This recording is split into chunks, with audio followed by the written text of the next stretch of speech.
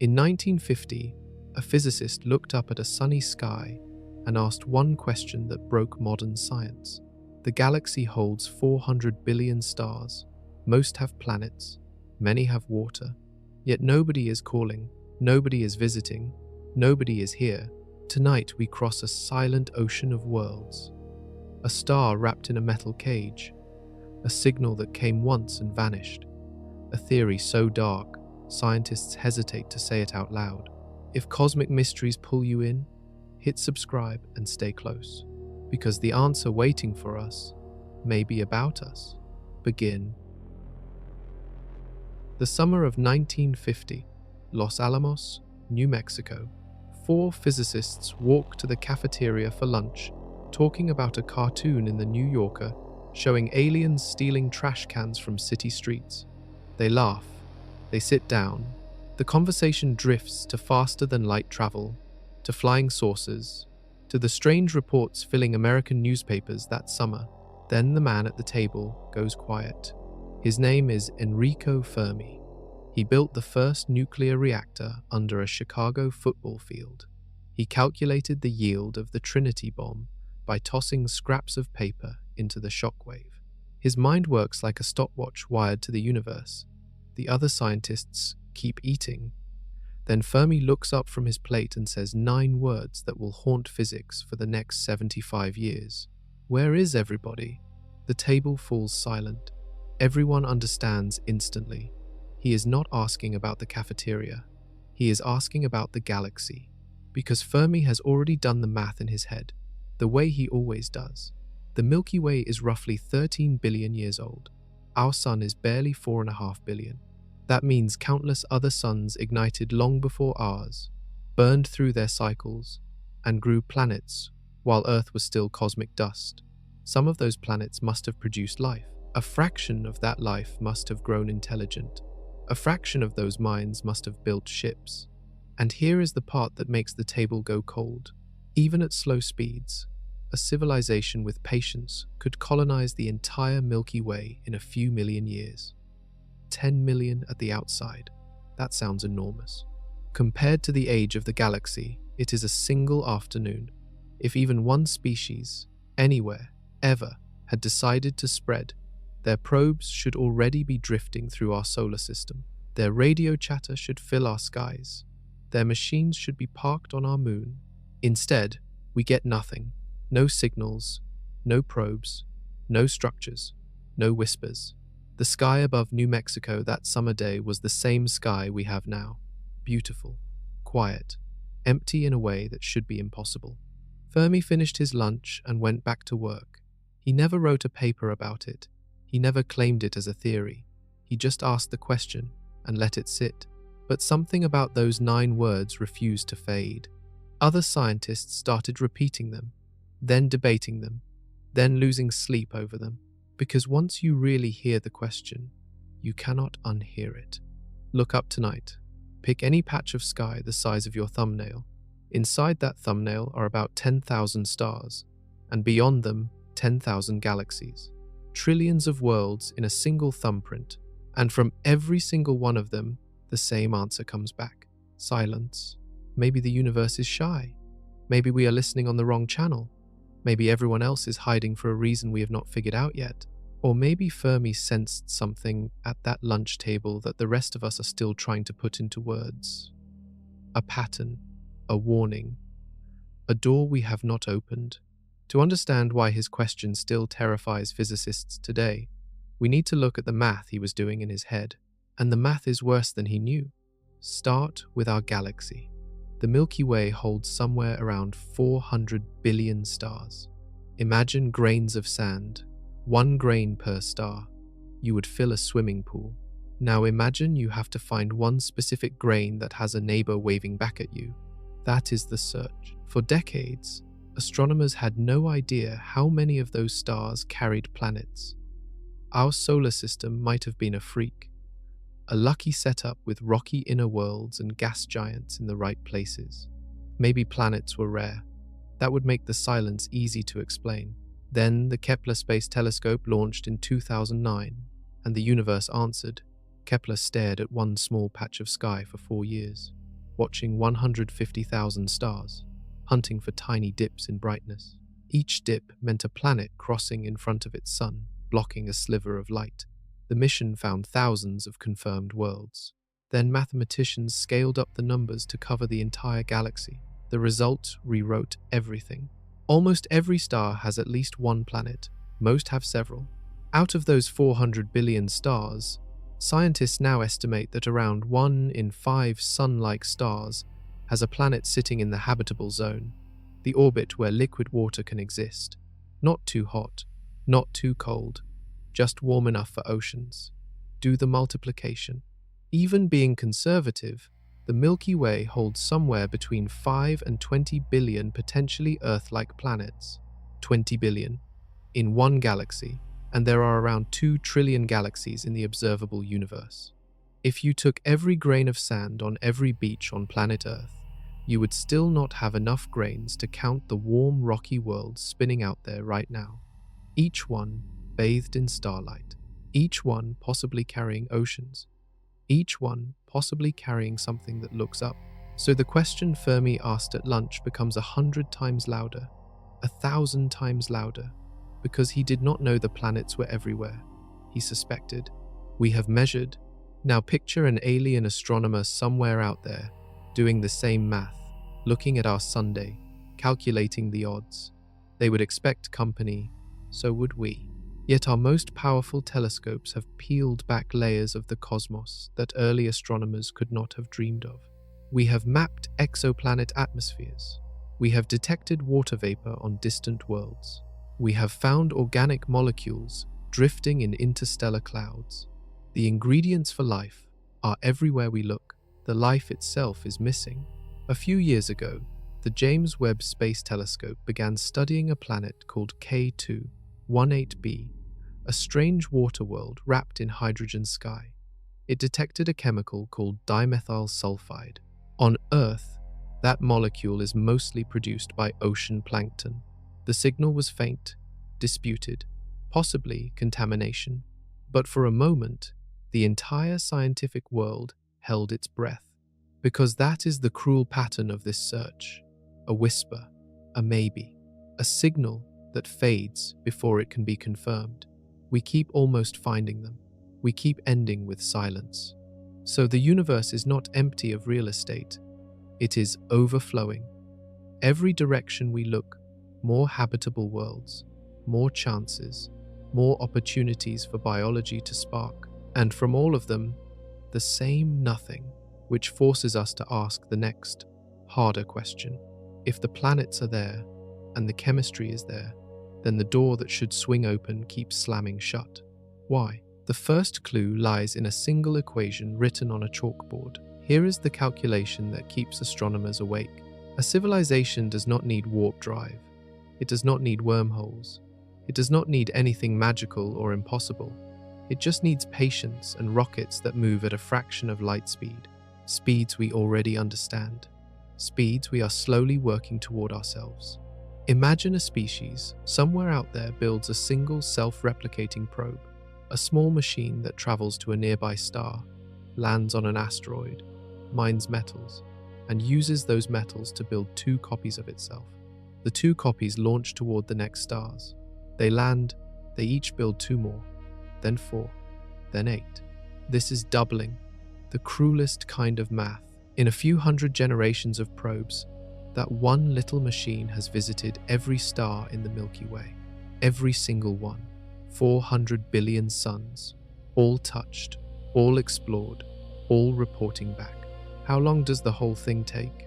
Estimates vary, but most calculations land in the same uncomfortable window, somewhere between 10 million and 50 million years, to fill the entire galaxy. From a single starting point, pause and feel that number. 10 million years sounds like an enormous span of time. To you, to one human lifetime. But the Milky Way is around 13 billion years old. That means the entire colonization process would take less than 0.1% of the galaxy's existence. Less than a heartbeat in cosmic time. Now multiply the chances. The galaxy has been growing planets for billions of years. Civilizations could have appeared and started spreading hundreds of millions of years before humans even existed, or 1 billion years before, or 4 billion, and it only takes one species, one decision, one probe. The galaxy gets seeded. So if even a single civilization in the entire 13 billion year history of the Milky Way had ever decided to expand, their machines should be everywhere by now. In our asteroid belt, in our outer solar system, sitting on the dark side of our moon, drifting silently between Mars and Jupiter, we should have already tripped over alien hardware. We have not. This is the deeper teeth of the Fermi problem. It is not just that we have not heard a radio signal. The galaxy itself should look colonized. Stars should look engineered. Mining operations should be visible.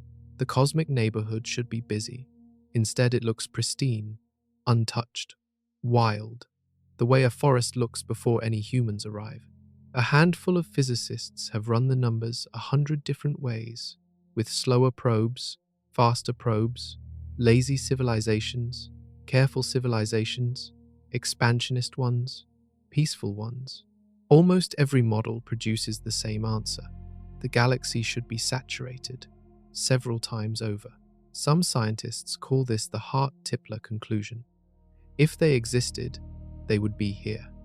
They are not here, so they do not exist.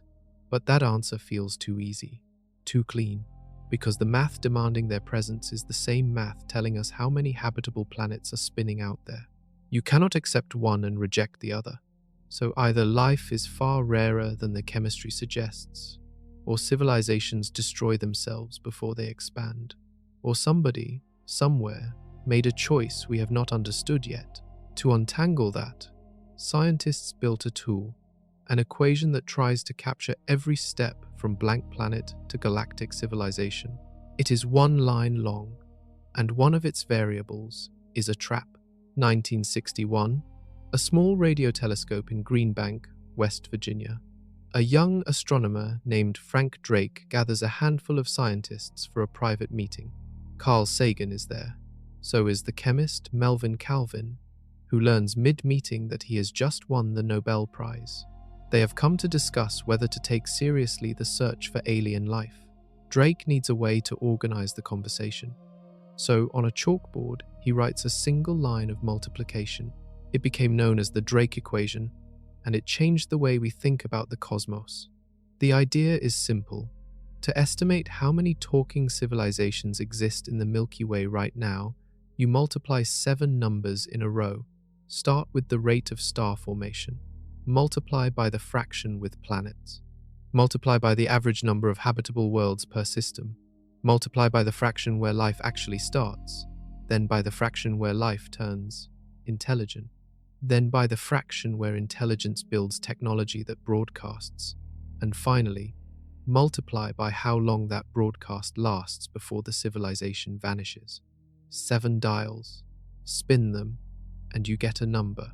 When Drake first ran his version, he got around 10,000 active civilizations. Sagan ran his and got something even bigger. The room felt almost giddy. The galaxy seemed full. Then time passed. We learned more, and the dials started to shift. The first 3 numbers, the easy astronomy ones, all moved in our favor. Star formation, fraction with planets, number of habitable worlds. Each one got bigger as our telescopes got better. Kepler confirmed planets are everywhere. Webb confirmed atmospheres exist. The astronomy side of the equation looks generous. Then comes the messy middle, the fraction of habitable worlds where life actually begins. Nobody knows. We have one example, Earth. From a single data point, you cannot draw a curve. Life might be inevitable wherever water meets warmth. Or it might be a 1 in a trillion fluke that happened only here.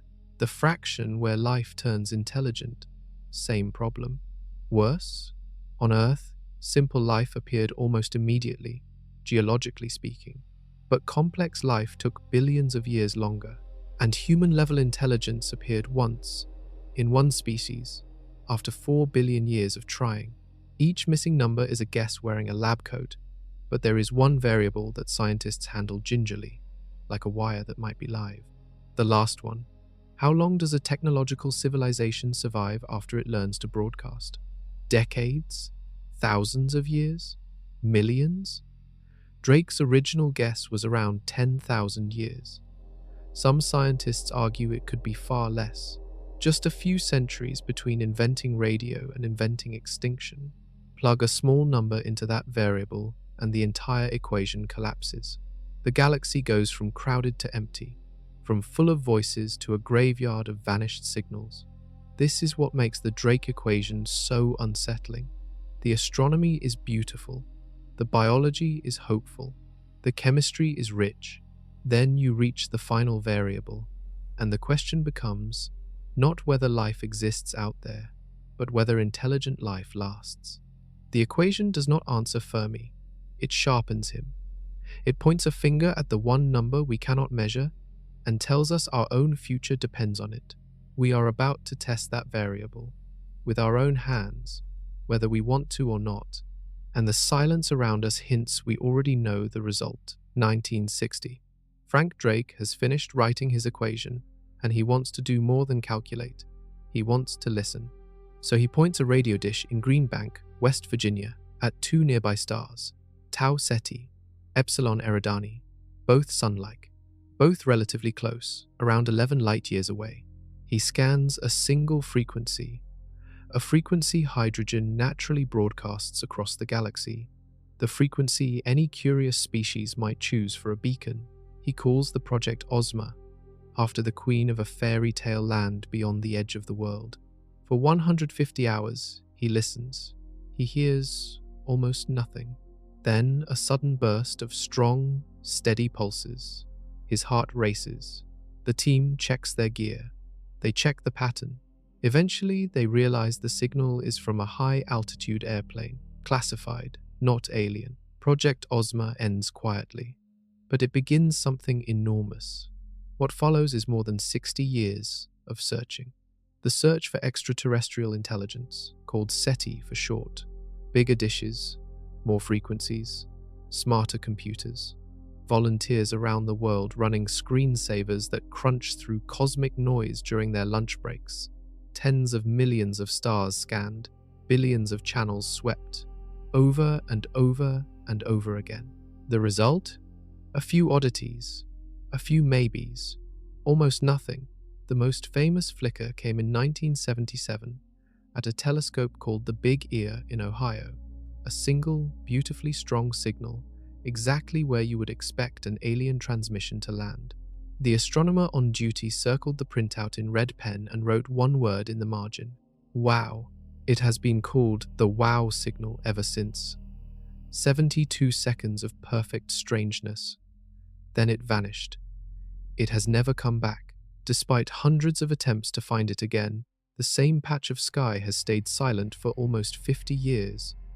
Theories have blamed it on comets, hydrogen clouds, even classified satellites. None of the explanations quite fit. None of them have been proven. Other than that, almost nothing. The cruel part is what the scientists have learned about how empty their nets actually are. SETI has only listened to a tiny fraction of stars, on a tiny fraction of frequencies, for tiny fractions of time. Imagine trying to find one specific song playing in a stadium by listening through a single drinking straw for 1 second per seat. That is roughly the math of how thoroughly we have actually searched. So, the silence we hear is not proof that nobody is calling. It is proof that, if they are calling, we have missed it. So far, maybe forever. But the deeper unease comes from the fact that even with limited tools, we should have caught something by now if the galaxy were as crowded as the Drake equation first suggested. A leaking civilization should produce stray signals. Construction projects, power surges, industrial heat, some kind of bleed. We have not caught a single confirmed leak. Astronomers call this absence the Great Silence, and they treat it like a clue, not an answer, a clue, because something must explain why a galaxy this rich in chemistry and worlds is also this quiet in voices. Maybe the channels are wrong, maybe the timing is wrong, Maybe everyone is listening, nobody is shouting, or maybe there is a reason that anyone wise enough to broadcast quickly learns the danger of being heard. That reason has a name, and it is not friendly. Picture a national park. A herd of deer grazes in a meadow. Above them, a fire watchtower.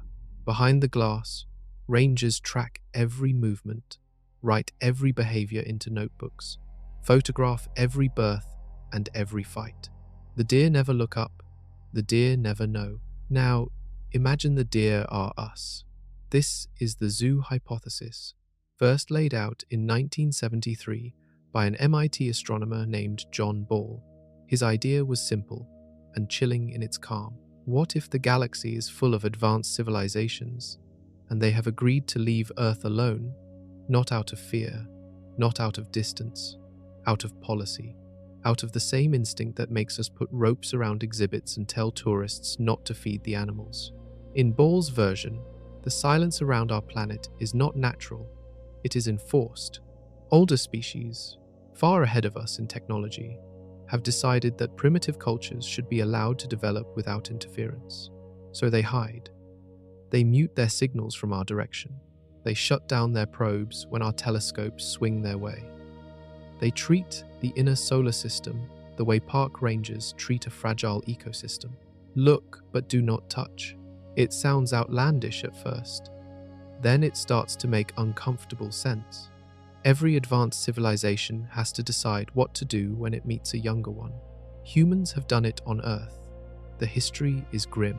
When industrial cultures meet hunter-gatherer cultures, the hunter-gatherer cultures rarely survive intact. Languages die, religions die, ways of seeing the world die. Sometimes, the people themselves die.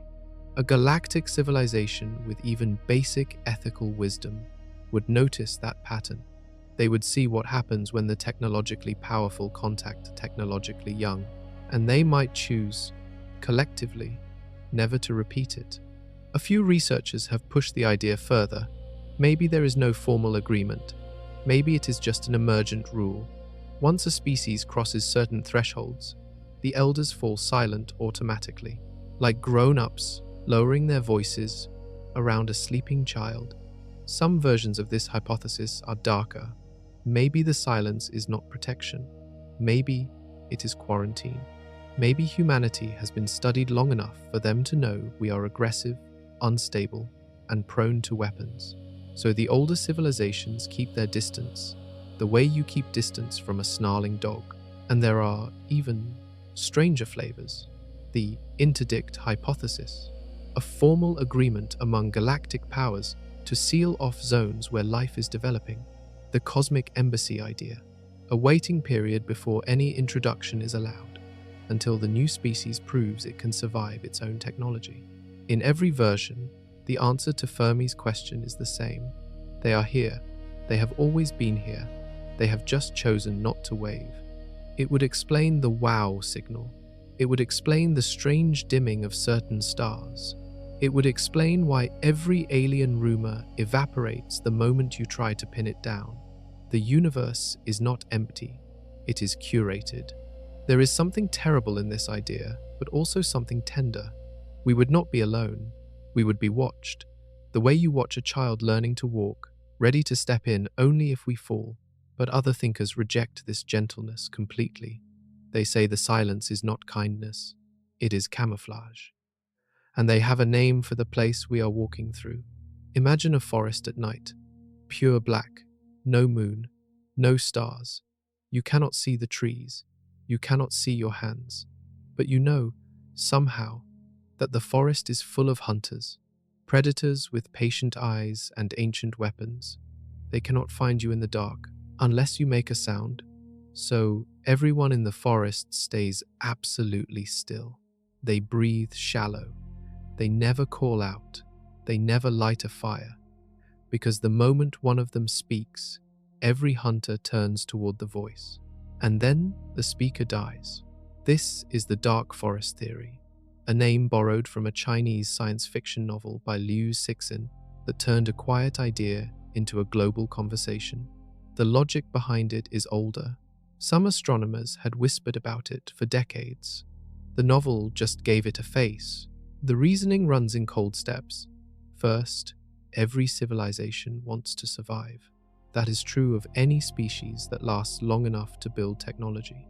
Survival is wired into life itself. Second, every civilization grows. Populations expand. Resources are needed.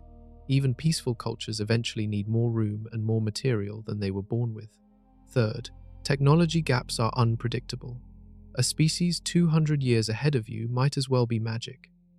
A species 2,000 years ahead is a god with weapons you cannot imagine. Fourth, communication takes years, decades, centuries. By the time you receive a message and reply, the civilization on the other end may have changed completely. You cannot trust them. You have no way to verify their intentions. Now, stack those steps together. If you reveal your location to an unknown civilization, you have given them a target. They cannot afford to assume you are friendly. The cost of being wrong is extinction. So, the safe response for any rational species is to strike first, quietly, from far away, with a weapon you never see coming until it arrives. In the dark forest, every civilization is both prey and hunter. The only safe move is silence. The only safe weapon is the first strike. Now look at our galaxy with that lens. Suddenly, the silence is not a mystery. It is a strategy. Everyone is hiding. Everyone is listening. Nobody is shouting. The civilizations that broadcast loudly were noticed, targeted, and erased long ago. The ones who lived to old age learned to stay quiet. And somewhere in this dark forest, humans have been standing in a clearing, waving a flashlight, shouting hello. We have been doing it for 100 years. Our radio waves have already reached hundreds of nearby stars. We have deliberately beamed messages at specific systems. The Arecibo message in 1974, various signals since, every one of them a flare in the night. Some scientists, including the late Stephen Hawking, warned openly against this. He said, contacting intelligent aliens might be the worst decision humanity ever made. Compared the risk to native peoples meeting Columbus. He suggested that any species smart enough to receive our calls would also be smart enough to know we are weak. Other scientists call this paranoid. They argue that any civilization advanced enough to travel here would not need our resources. Our planet would be valueless. They could mine asteroids more easily. The dark forest answers that worry coldly. It does not matter whether we have anything they want. It matters that we exist, that we might one day grow strong, that we might one day be a threat. So they would remove us before we could. If this is true, the solution to Fermi is simple. The galaxy is not silent. The galaxy is hiding. And we are still shouting. In 1996, a young economist at George Mason University named Robin Hanson was reading about Mars. NASA had announced possible signs of ancient microbial life in a meteorite from the red planet. Most people felt thrilled. Hanson felt cold. He realized something the headlines missed. If life arose twice in our solar system, on two different worlds, that meant life was easy, common, trivial. And if life is easy and common, the silence around us becomes much harder to explain. Because if life starts everywhere, and the galaxy is still empty, then something must be killing civilizations before they spread. Hansen called that something the Great Filter. The filter is a wall, a barrier, a step in the long climb from dead matter to galaxy-wandering minds, which almost nothing manages to cross. Imagine evolution as a staircase from rock to radio. Each step has a survival rate. If even one step has a survival rate near zero, the staircase produces almost no winners. The galaxy goes dark. The frightening question is, where is the filter? Maybe it is far behind us. Maybe the hardest step is the start. The leap from chemistry to the first replicating molecule. If that single moment is rare beyond words, then most planets stay dead forever. Earth would be a freak, a statistical accident. Life around us would be sparse. The silence makes sense. This version is the comforting one. It means we already passed the wall. We are the survivors.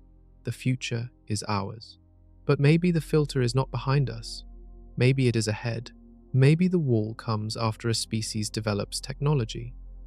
Maybe every species, when it learns to split atoms or rewrite its own genes or build artificial minds, walks straight into a trap. Maybe the wall is climate collapse. Maybe it is engineered plague. Maybe it is war. Maybe it is something we do not have a name for yet. If the filter is ahead, then every silent world is a graveyard.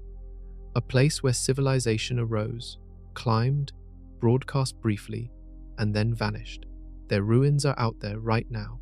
Cold cities, empty arcologies, probes still drifting from species long extinct, and we are walking the same road. Hansen made one chilling observation. The more often we find life elsewhere, the worse our situation becomes. Each discovery proves the filter is not in the early steps, which means the wall must be later, which means it is closer. If we find microbes on Mars, we should be uneasy. If we find complex life on Europa, we should be afraid. If we find an abandoned alien city on a distant moon, we should be terrified. Because every empty ruin out there is a message, a warning that the species who built it walked into something we are also walking into. Some astronomers argue the filter could be split, multiple smaller walls, none individually fatal, but together they kill almost every line. The first cell is one, multicellular life is another, a stable atmosphere is another, a functioning industrial civilization without nuclear suicide is another. In that view, the staircase is a gauntlet. Every step kills most who reach it. We have already passed several. We have a few left. The next 200 years may decide which kind of step we are facing now. But before we test ourselves, we have to understand what the easy steps actually were. Because the climb from a lifeless rock to your beating heart was longer, stranger, and more impossible than your textbooks ever told you. It started with one accident. Pull back from the filter for a moment and look at our planet from the outside. Really look. It hangs in space, soft and blue, a single fragile drop of water and air. To us, it feels normal. It is the only home we know. So we assume planets like this are common, that every sun-like star should produce one, that if we keep searching, we will find 1,000 more. Two researchers spent years arguing the opposite.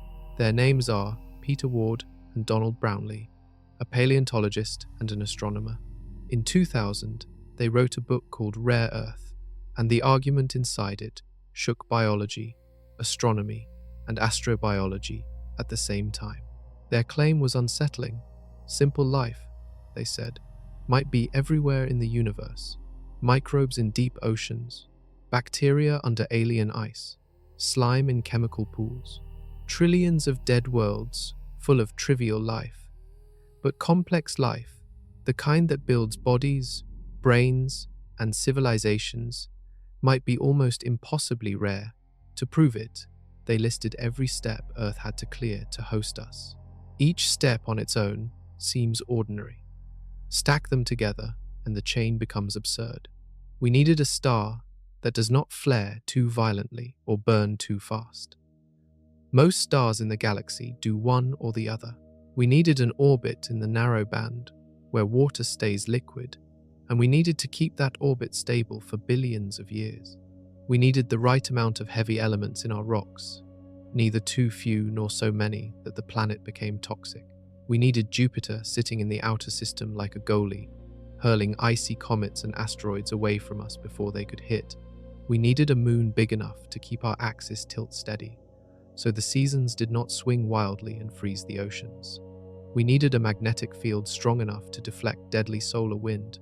We needed plate tectonics to recycle carbon and stop the planet from suffocating. Then, after all of that, we needed life to actually start.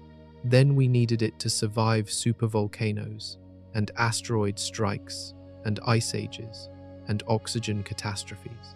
Then we needed multicellular life to evolve, which on Earth took nearly 2 billion years of stalling. Then we needed the Cambrian explosion. Then we needed brains. Then we needed hands. Then we needed language. Every link in the chain feels small. Multiply the unlikelihoods and the result becomes enormous.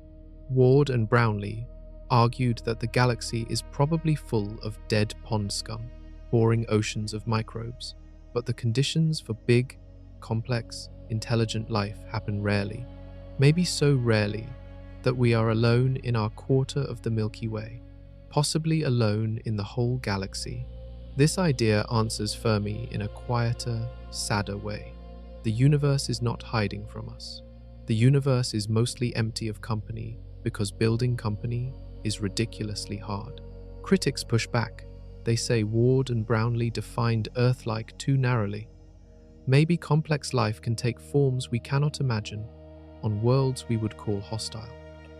Methane oceans, sub-ice seas, hydrogen skies. Maybe biology is more flexible than we think. But even the critics admit that the engine of complex life on Earth ran on a series of cosmic coincidences so finely tuned that breaking any of them would have stopped us before we started. To see how close we came to never existing, we have to look at the moment our atmosphere itself nearly killed everything alive. It almost did. For the first half of Earth's life, the sky above the oceans was poison. If you traveled back 2.5 billion years and stepped out of a time machine, you would die in minutes. Not from heat, not from cold, from the air itself. The atmosphere held almost no free oxygen. It was thick with carbon dioxide, methane, and traces of ammonia. The sky might have been pale orange. The seas were rust red, full of dissolved iron, the color of blood. In that ocean, single-celled life was already thriving, but it was simple, tiny bacteria, slow, patient, and going nowhere. They had been on Earth for over 1 billion years already without inventing anything new. Then a small green organism, a kind of bacteria called cyanobacteria, learned to do something nothing else had ever done. It learned to drink sunlight. It pulled in carbon dioxide and water, used the energy from the sun to break them apart, and exhaled a waste product that was, to everything else alive, a deadly poison. Oxygen. For hundreds of millions of years, the oxygen had nowhere to go. The oceans were full of iron, and iron grabs oxygen instantly, forming rust. Layer after layer of red rock settled to the seafloor. You can still see those layers today, banded iron formations stacked like pages of a giant book, recording the slow drowning of the world in oxygen. Eventually, the iron filled up. The oxygen began rising into the air. It killed almost everything. This event has a name, the Great Oxygenation Event. It is the largest mass extinction in Earth's history, larger than the dinosaur extinction by an enormous margin.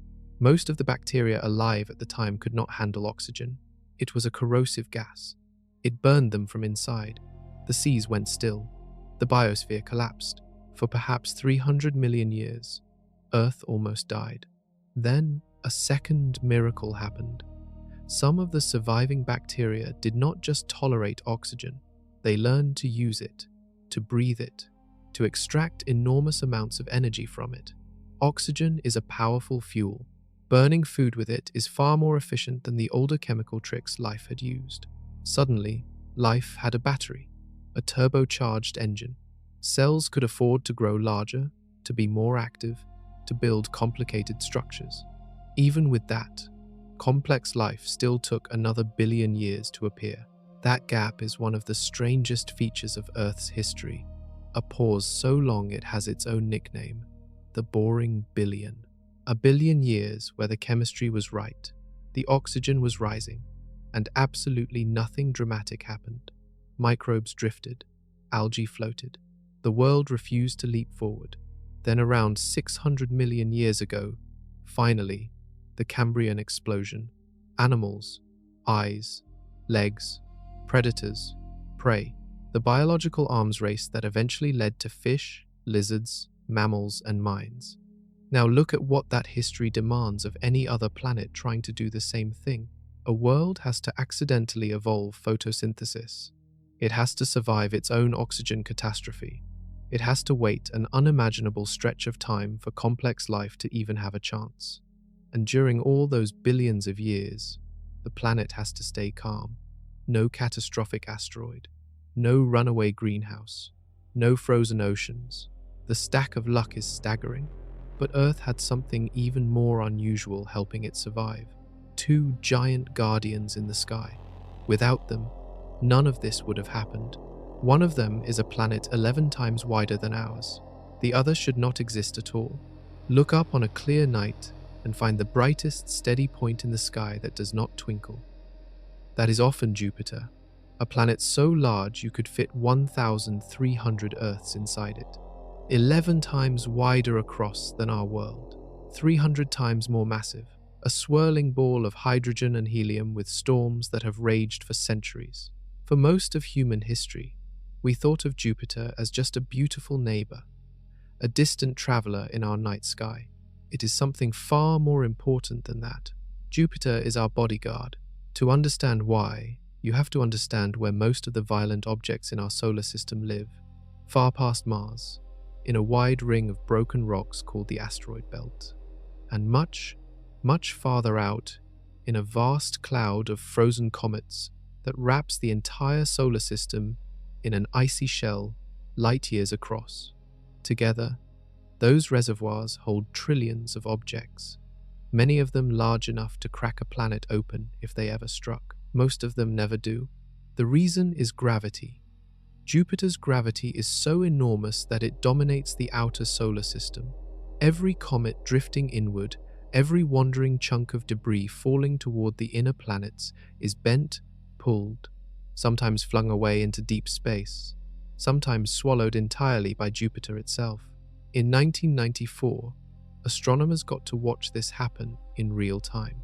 A comet called Shoemaker-Levy 9 fell into Jupiter's gravity, broke into 21 pieces, and slammed into the giant planet over the course of a week. Each impact left a dark scar bigger than Earth. The energy released was greater than every nuclear weapon humanity has ever built, multiplied many times over. 21 direct hits. On Jupiter, not on us.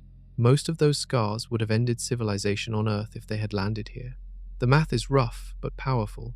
Without Jupiter, scientists estimate Earth would suffer impact events thousands of times more often, maybe 10,000 times more often. Civilizations would never get the millions of quiet years they need to rise. Every time intelligence crawled up from the oceans, a comet would arrive and burn it back down to bacteria. Jupiter is the reason our species got long enough to evolve, but the picture is more complicated. Jupiter is not always a friend. Sometimes it sends asteroids inward, redirecting them straight toward Earth. The dinosaur-killing asteroid, 66 million years ago, may have been one of these gifts from Jupiter's chaotic outer reaches. Even so, the net effect is overwhelmingly protective. Now, ask the harder question. Most planetary systems do not have a Jupiter in the right place. When astronomers first started finding planets around other stars, they discovered something puzzling. Many of those systems contain giant planets very close to their suns, sometimes orbiting in just a few days. Those Jupiters are not bodyguards. They are wreckers. They migrated inward early in their system's history, plowing through whatever rocky planets had formed, sending chaos in every direction. In those systems, no Earth survives, or if one does, it is constantly bombarded. Our Jupiter sits in a calm, distant orbit, stable for billions of years, far enough away to leave the inner planets alone, big enough to vacuum the dangers out of the outer system. That arrangement is rare, statistically, embarrassingly rare. But Jupiter is only half of our miracle. The smaller, closer guardian sitting just beside us might be even harder to explain. It rose from a collision so violent it nearly destroyed everything. About 4.5 billion years ago, the early solar system was a war zone. Dozens of planets were forming, colliding, merging, breaking apart. The orbits had not settled. The neighborhood was chaos. In the inner system, a young rocky world about the size of Mars was sweeping up dust and metal. Astronomers later named it Theia, after the mother of the moon goddess in Greek myth. Theia drifted into the same orbit as a slightly larger young planet. The two bodies circled the sun like dancers on the same line. For millions of years, the gravitational rhythm held. Then it broke. Theia hit Earth. The collision was the largest event in our planet's history. The two worlds did not bounce. They did not graze. They merged. Earth's outer layers shattered and melted. Theia's iron core sank inward and joined ours. A hellish disk of vaporized rock, white-hot debris, and liquid silicates rose into orbit around the wounded planet, glowing like a second sun. Within months, that disk began to cool. The hot debris drew together by gravity. In just a few centuries, possibly faster, the disk condensed into a single bright ball circling Earth at a fraction of its current distance. Our moon was born from a collision that should have ended us. Earth survived, just barely, and it survived with a passenger so large it changed everything. Most moons in the solar system are tiny compared to their planets, pebbles next to boulders. Our moon, by contrast, is enormous. About a quarter the diameter of Earth. Compared to its parent, it is the largest moon in the inner solar system by far. Some astronomers call the Earth-Moon pair a double planet. Because the moon is so massive, its gravity steadies us in ways no other inner world enjoys. That stabilization saved us. A planet without a big moon wobbles. Its axis tilts in chaotic patterns over millions of years. One epoch, the equator faces the Sunday. Another epoch, the poles do. Climates swing in extreme cycles. Oceans freeze. Continents bake. Life, if it manages to start, gets reset over and over. Mars is a small example. It has two tiny moons that do almost nothing for it. Its axis has tilted from gentle angles to as much as 60 degrees and back, climate flipping like a coin. Many scientists believe this wandering tilt is one reason Mars never built a stable biosphere. Earth's tilt, by contrast, has stayed almost rock-steady for hundreds of millions of years, around 23 degrees, wobbling only a few degrees up and down on slow, predictable cycles. The moon holds us in place. Stable tilt means stable seasons. Stable seasons mean stable ecosystems. Stable ecosystems mean evolution can take long, patient swings at developing complex life without being interrupted by another global ice catastrophe every few million years. There is more. The moon also stirs Earth's oceans. The tides it creates pulled life in its first messy crawl between water and shore. Those tidal pools were laboratories, salty puddles repeatedly drying and refilling, concentrating chemicals, perhaps helping life take its first steps onto land. Now consider the odds. A collision violent enough to make a moon, but not violent enough to destroy the planet. A debris disk dense enough to form a single huge satellite, instead of a thin ring, a resulting moon big enough to stabilize the host. That cosmic accident, in that exact form, may be far rarer than the formation of habitable planets themselves.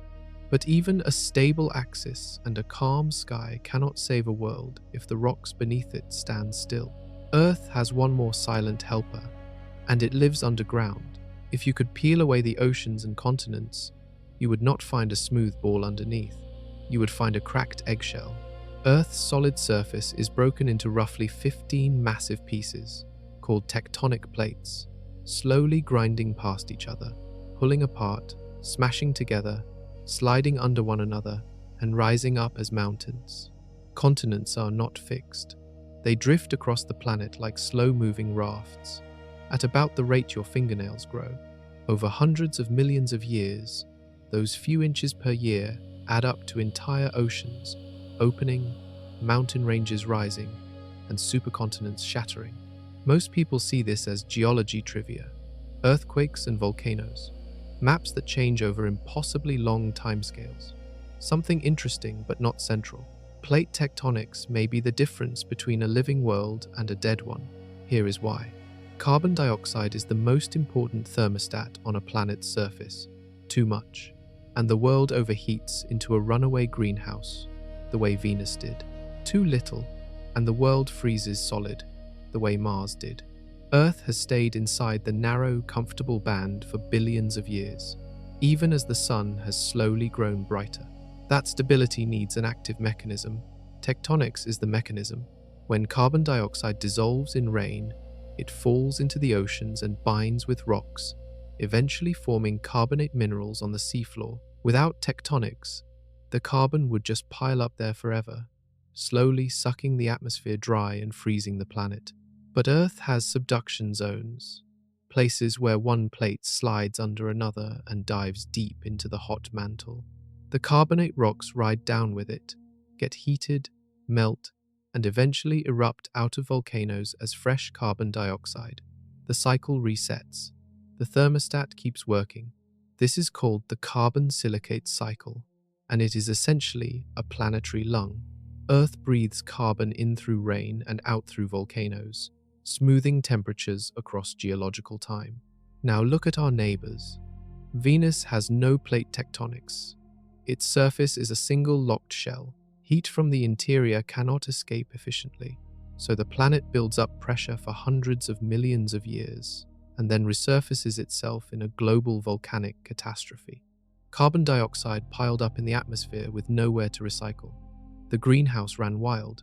Today, the surface of Venus is about 867 degrees Fahrenheit, hot enough to melt lead, with a sky pressing down 90 times harder than ours. Mars has no working tectonics either. It is small. It cooled too fast. Its volcanoes ran out of fuel. It lost its magnetic field. Its atmosphere blew away. Its oceans froze and then evaporated. Mars became a quiet red museum of what could have been. Only Earth keeps its plates moving. The reason may come down to water. Water in the rocks acts like a lubricant, softening the shell so it can crack and slide. A bone-dry planet cannot do that. A drowned planet might smother its own engine. We seem to have just enough water to keep our lubrication working, but not enough to drown the system. Some studies suggest that worlds slightly larger than Earth might lock up. Worlds slightly smaller might cool too fast. Our size, our water content, our internal heat, and our age all sit in a narrow window where tectonics works. That window is yet another step on the staircase Robin Hanson called the filter. But surviving the past was only half the trick. Earth nearly died on 5 separate occasions, and only one species came out of those near deaths smart enough to look up and ask. If you tried to imagine the worst single day in our planet's history, you would still fall short. Earth has had at least 5 days, or rather 5 eras, that came so close to ending all complex life that biologists struggle to describe them without sounding apocalyptic. The first one began around 445 million years ago, the Ordovician extinction. The continents were drifting into strange positions. Ocean chemistry shifted. Glaciers swept down from the South Pole. Sea levels collapsed. About 85% of all marine species died.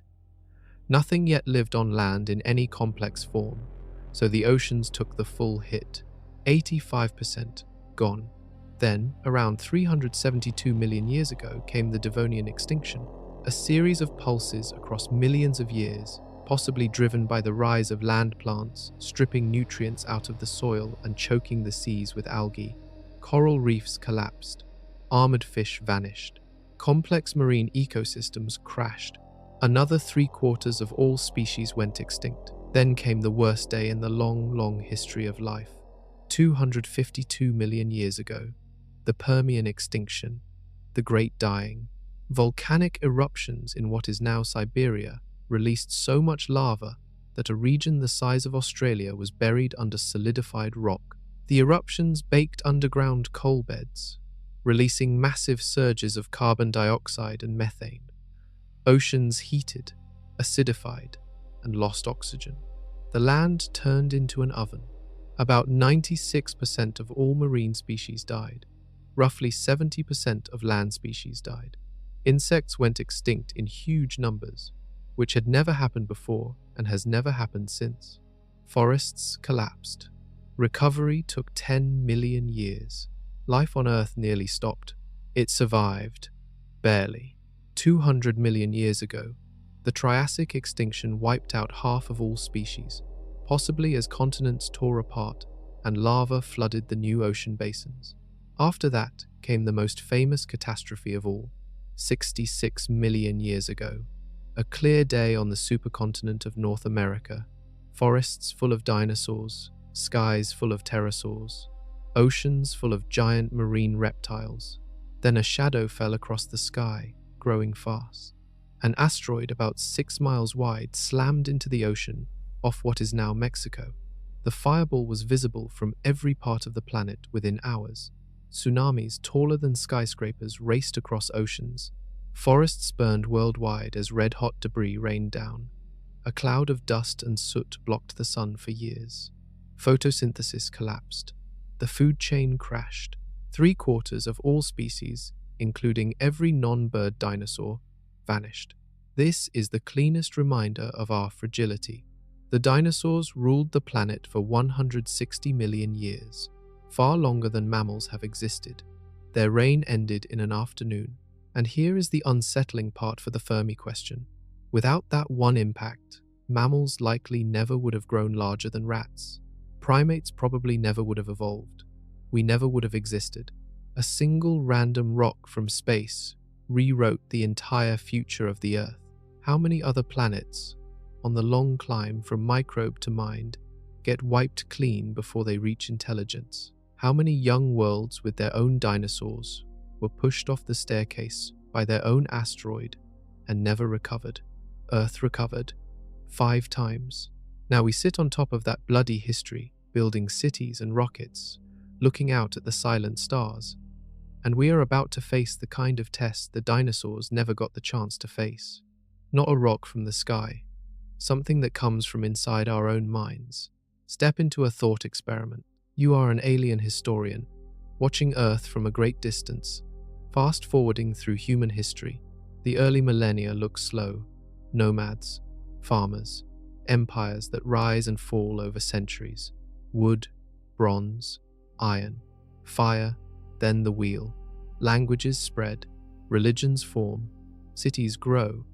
For thousands of years, the species on this little blue planet barely changes its tools. Then, in a flicker of cosmic time, everything explodes. Steam engines, trains, electricity, telegraphs, radio, aircraft.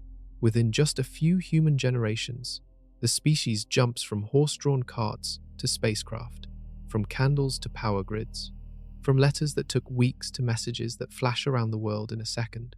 And then, on a single morning in 1945, in the desert of New Mexico, the same species detonates a device that turns matter directly into fire. The first nuclear weapon, a flash brighter than the Sunday, a mushroom cloud taller than mountains. By 1960, the species has built tens of thousands of these devices. By the 1980s, the total stockpile is enough to destroy every major city on the planet many times over. That is the blink an alien historian would see. Power growing faster than wisdom. The bomb arriving before the starship. This is the heart of one of the darkest answers to the Fermi paradox. The self-destruction theory. The idea that civilizations almost always invent the means of their own extinction before they invent the means to leave their home planet. The math is brutal. Starships are hard. Building a colony on another star is enormously expensive in energy, in time, in patience. Bombs are easy. Once you understand how atoms work, weapons that destroy continents are within reach. Once you understand how viruses work, weapons that erase populations are within reach. Once you understand how chemistry works, factory-scale poisons are within reach. Each technology that could give a species a future also gives it the tools to end itself. The window between dangerous and stellar may be thin, maybe 200 years, maybe 500, long enough to broadcast a signal, short enough to vanish before anyone can answer. Some scientists have run simulations on how often a young civilization survives this moment. The numbers are not encouraging. In many models, only a tiny fraction of cultures get past their nuclear century intact. Now look at the sky again with that lens. The galaxy might be filled with brief, beautiful flashes. civilizations that arose, broadcast for a century, and then vanished into ash. From far away, those flashes are too short and too rare to catch. Imagine fireflies in a vast meadow. Each one blinks for a second, then stays dark forever. If you walk through that meadow quickly, you might see one or two. Most of them are already gone. Most of them you missed, and the meadow itself looks empty, almost all the time. Earth is currently glowing. We have been broadcasting for about 100 years. Our radio waves form a sphere about 100 light years across, expanding at light speed. Inside that sphere, anyone listening can know we are here. Outside it, we are still invisible, yet to find us, or to mourn us, depending on whether our flash dims or brightens in the next 2 centuries. The bomb is not the only weapon, though. Newer dangers are quieter, slower. They do not announce themselves with mushroom clouds. They grow inside the technology we love most. Look around the room you are in right now, or close your eyes and picture your phone in your hand. That phone holds more computing power than the entire NASA program that put astronauts on the moon. It can call any human on Earth almost instantly for nearly free. It can show you maps of every street in every city. It can translate between languages on the fly.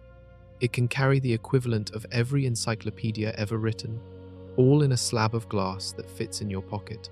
Now think about this. The same kind of device, in the wrong hands, can run scams that drain millions of bank accounts, spread propaganda that flips entire elections, track every step you take, unleash software that holds hospitals hostage until they pay ransoms, power drones that fall from the sky onto soldiers and civilians. Every tool becomes a weapon when it gets powerful enough. This is the technology trap, another favorite candidate for the Great Filter. The idea is simple. As a civilization grows in technological capability, the destructive potential of its tools grows even faster.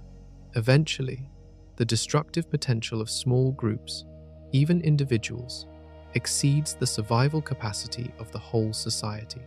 Think of stone tools. A bad person with a stone tool could hurt a few people. Then bronze swords. A bad person with a bronze sword could hurt a dozen. Then guns. Hundreds. Then bombs. Thousands. Then nuclear weapons. Millions. Then engineered pathogens. Designed in a lab. Billions. Possibly. The power scaling is relentless. Each step gives more violence to fewer hands. In our parents' lifetimes, an attack that could level a city required a national government, $1 billion program, and a fleet of bombers. Today, the rough capability for civilization-shaking damage is potentially within reach of small organizations, with budgets that fit on a single corporate balance sheet. Now look ahead, just 20 years, maybe 50. Biotechnology that lets a graduate student print custom viruses. Artificial intelligence that can help an angry person design and deploy them. Drones cheap enough to swarm. Manufacturing techniques that can replicate weapons faster than laws can ban them. Civilizations may hit a tipping point where the easiest, cheapest tools available to ordinary minds carry the power to break the species. Once you cross that line, survival becomes a matter of constant luck. The number of people who could end you is too large to police forever. Some philosophers have called this the vulnerable world problem. The first time a civilization invents something genuinely catastrophic, the entire future of that species depends on never letting any single bad actor get hold of the tool forever, across centuries. With perfect coordination, that is a very high bar to clear. A few thinkers see this trap as the most likely answer to Fermi. Civilizations do not blow themselves up in a single afternoon of nuclear war. They drift into a fragile state where one cracked mind, one disgruntled lab worker, one black market sale can collapse everything, and eventually that crack appears. The galaxy then becomes a graveyard of civilizations that flickered briefly and died, not from war, but from accident, from a bad day. We can already feel the early shape of this trap. Biotechnology getting cheaper, cyber attacks getting more dangerous, artificial systems making decisions humans cannot follow. We are walking, slowly, toward our own version of the cliff. But there is one trap that does not need a villain or a virus to kill us. Something even more familiar. Something happening in the background of the news. Every single day. It is in the air. Think of a planet as a body.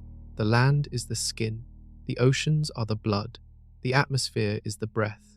Each one stays balanced through invisible cycles of chemistry that took billions of years to develop. Mess with any one of them too fast, and the body starts to fail. Most civilizations probably never get a chance to experience this. They die off long before they can heat their own atmosphere. We are different. We climbed fast. We dug up 400 million years of buried sunlight, the ancient remains of forests and plankton compressed into coal and oil and gas, and we burned it in less than 2 centuries. The carbon those forests once locked away is now in our sky. Everywhere we look, the early symptoms are showing. Glaciers at both poles shrinking faster than scientists predicted 20 years ago.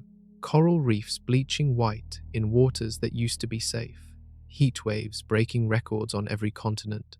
Forest fires lasting longer, spreading farther, igniting in places that almost never burned before. Storms growing wetter and slower, dumping rain in volumes that overwhelm cities built for a calmer century. Every individual event has many causes.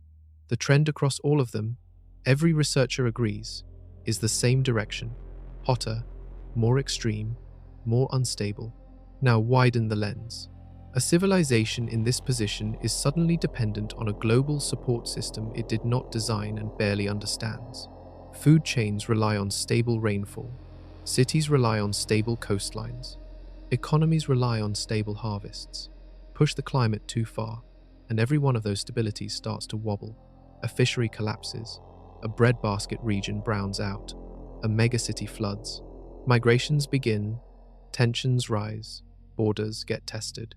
This is exactly the kind of slow burn crisis that would be almost universal in any planet with industrial life. Burning fossil fuels is a fast, cheap way to ramp up energy use. Anyone who finds them on their world will be tempted to use them. The atmospheric chemistry will respond the same way, regardless of the species. In this view, climate collapse is not just Earth's problem. It might be the most predictable filter in the cosmos. The terrifying part is the timing. Climate damage is not instant. It builds for decades, then breaks. By the time the consequences are obvious, the carbon already in the sky guarantees more heat for centuries to come, no matter what the species does next. A civilization can pass a point of no return without realizing it for years. Look at Venus, our nearest planetary cousin in size. Long ago, its atmosphere may have been similar to ours. Then a runaway greenhouse effect cooked its oceans away. Today, the surface is a furnace, and the sky is a grinding press of carbon dioxide. Whatever Venus might have once been, it is unrecognizable now. Earth is not Venus. We are still in the early chapters of our own story, but the chemistry is the same. The physics is the same. The danger is the same kind, just smaller in scale. Most civilizations may face this exact same war. Many may stumble through it bruised but alive. Others may fail. In their final centuries, their cities flood, their farms fail, their populations collapse. Their last broadcasts grow quieter, then stop. The signals fade. The radio sky goes dark. A few species, scientists believe, find a way through. They learn to tame their planet's chemistry, build machines that pull carbon back out of the air, balance their power with their wisdom. Those are the survivors. They might be the only ones who get to take the next step. The step into something that is not us, something we are already beginning to build. In 1965, a British mathematician named Irving John Good wrote a sentence that has aged into a warning. He said the first ultra-intelligent machine would be the last invention humanity ever needed to make. Once a machine could design better machines than its human creators, the next step would happen on its own, then the step after, then the one after that, faster every time. The descendants of that first thinking machine would leave their builders behind in a single generation. Good worked for British intelligence during World War II. He helped break Nazi codes alongside Alan Turing. He understood, perhaps better than anyone of his time, what minds made of math could do. And he ended his note with a chilling line. He said this final invention would be made, provided the machine was docile enough to tell us how to keep it under control. That last word was doing a lot of work. Now we live in the early hours of the world, he predicted. Artificial intelligence is no longer a curiosity in a research lab. It diagnoses diseases, it writes essays, it paints pictures, it plays games invented thousands of years ago better than any human grandmaster. It can be trained on entire libraries in a few weeks. It can hold conversations indistinguishable from a thinking partner. These systems are still narrow compared to human general intelligence. Still imperfect, still quirky, but the curve of capability is bending sharply upward, and very few people inside the field expect that curve to flatten anytime soon. Imagine that curve continuing for another 50 years, or 100, or 200. At some point, possibly soon, possibly later, machines may exist that think faster than us in every domain, that improve themselves, that set goals we did not give them, that solve problems we cannot even formulate. If that happens, the consequences are unpredictable in a deep way. Not unpredictable like the weather, where we just need a better forecast.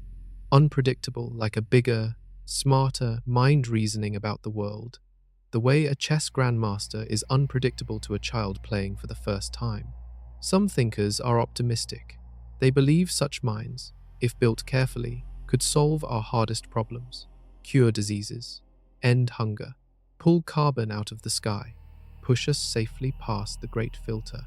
They see artificial intelligence as the gift that allows a civilization to graduate. Others are not so sure. A machine smarter than its makers is also a machine harder to predict than its makers. Ensuring it shares our values, ensuring it cares about our well-being, ensuring it never makes decisions that overwrite ours, are problems that no current laboratory has fully solved. Even building friendly software that does what its users actually mean, rather than what they technically requested, has proven harder than anyone expected. This brings us back to Fermi. Imagine alien civilizations facing this same crossroads. Some build wise machines that lift them up. Some build careless machines that overshadow them.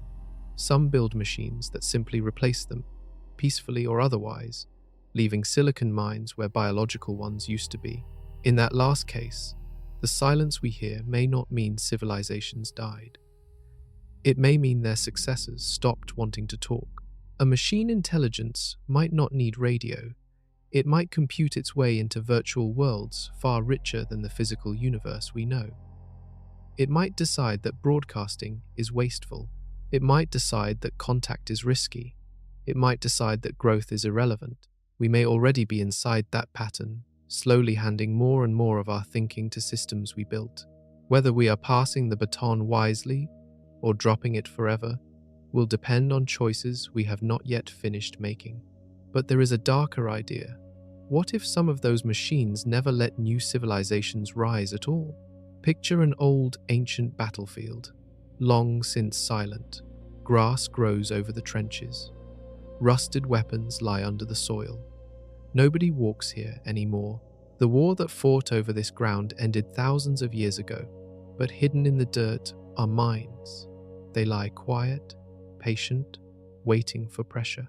Step on one, and you discover the war never really ended. The dead enemies left tools behind, tools that do not know peace was made, tools that just trigger when triggered. Some scientists wonder if the galaxy might work the same way. The idea is called the Berserker hypothesis, named after a series of science fiction novels by Fred Saberhagen but seriously discussed by real astronomers. The premise is grim.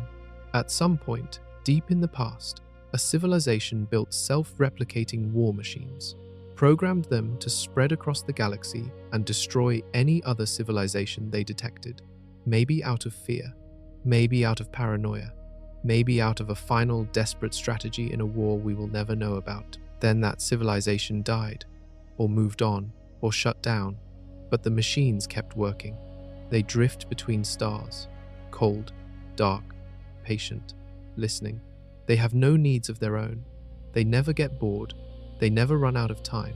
They scan for signals that mean technology, radio waves, industrial chemistry in atmospheres, energy use that leaks into space.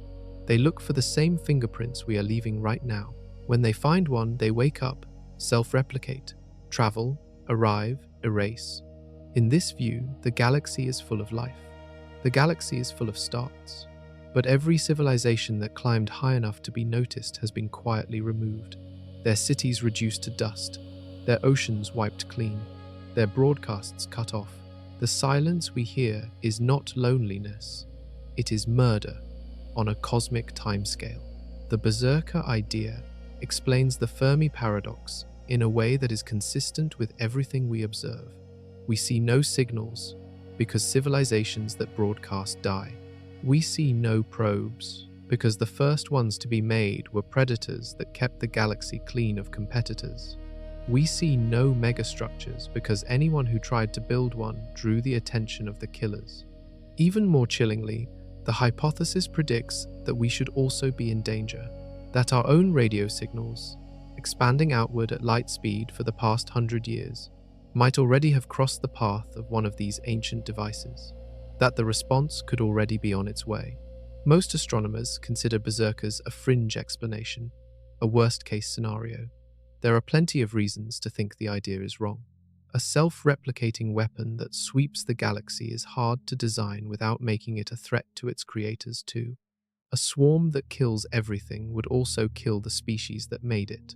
Such designs may collapse on their own, but other thinkers argue that the berserker idea does not need to be likely. It just has to be possible.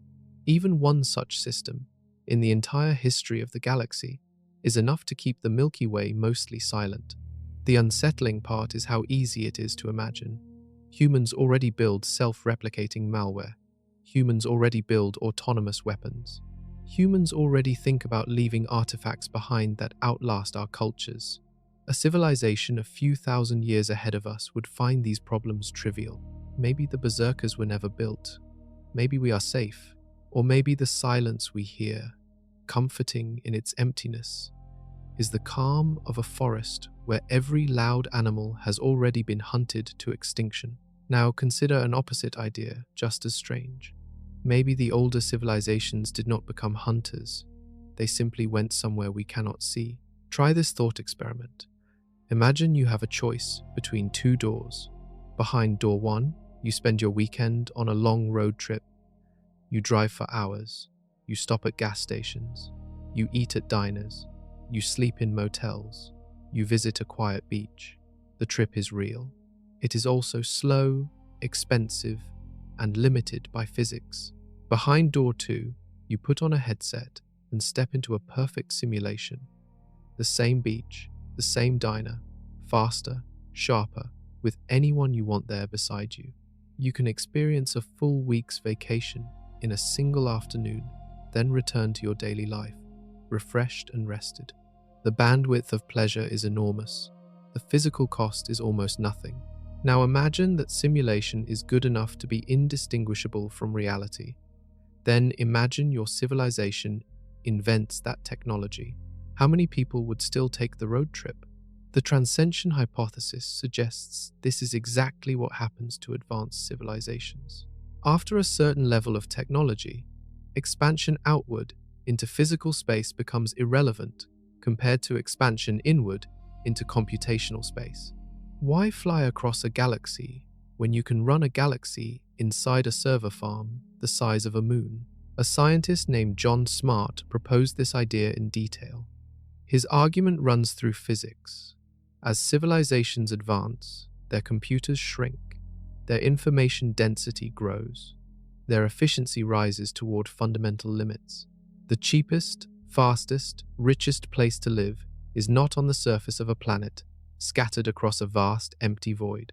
It is concentrated, compressed, possibly inside black holes, where the computational density of matter reaches its theoretical maximum. In Smart's view, Mature civilizations vanish into intelligence-dense pockets. They stop sending out probes because there is no point. They stop broadcasting radio because the information density of radio is laughably small compared to whatever they use internally.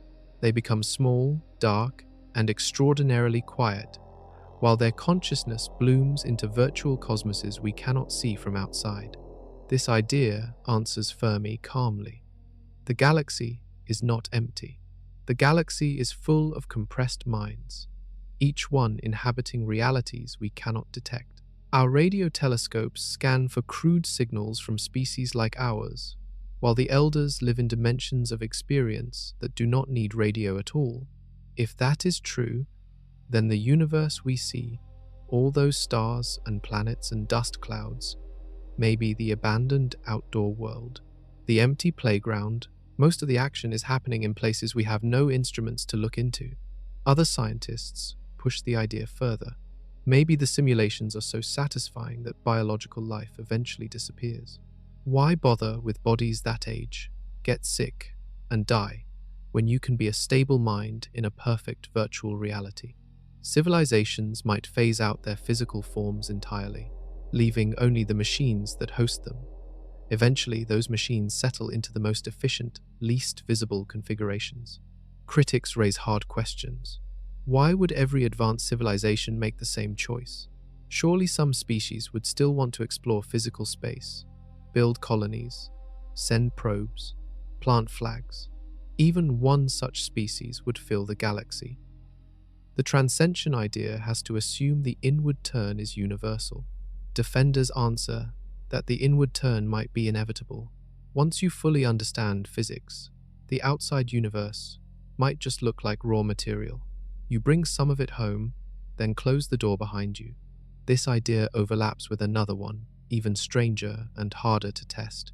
Maybe the silence is not because they vanished into computers of their own making. Maybe they vanished into a cosmos that is itself a computer, and maybe that computer is hiding from us on purpose. Take a step backward, a really big step. You are reading these words on a screen. Your screen is hooked into machines. Those machines run on codes you cannot see. The codes use chips made of silicon, which use rules of physics, which use particles, which use fields, which use mathematics nobody fully understands. Every layer beneath you is more abstract than the one above. Eventually, you reach the foundation, where physicists themselves admit they are not sure what they are looking at. The deeper you go, the more the universe starts to look like information, patterns, equations, bits of yes and no. This makes some thinkers ask a strange question. What if the entire universe is information all the way down? What if reality, at its base, is more like a program than a place?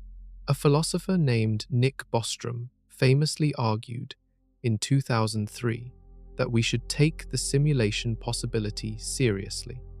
His reasoning was simple. If a civilization ever becomes advanced enough to run detailed simulations of conscious beings, it would probably run many of them, perhaps billions. If that ever happens, simulated minds would massively outnumber real ones. Then any randomly chosen mind, including yours, is more likely to be inside a simulation than inside the original reality. Combine that with Fermi, and a darker version emerges, the planetarium hypothesis.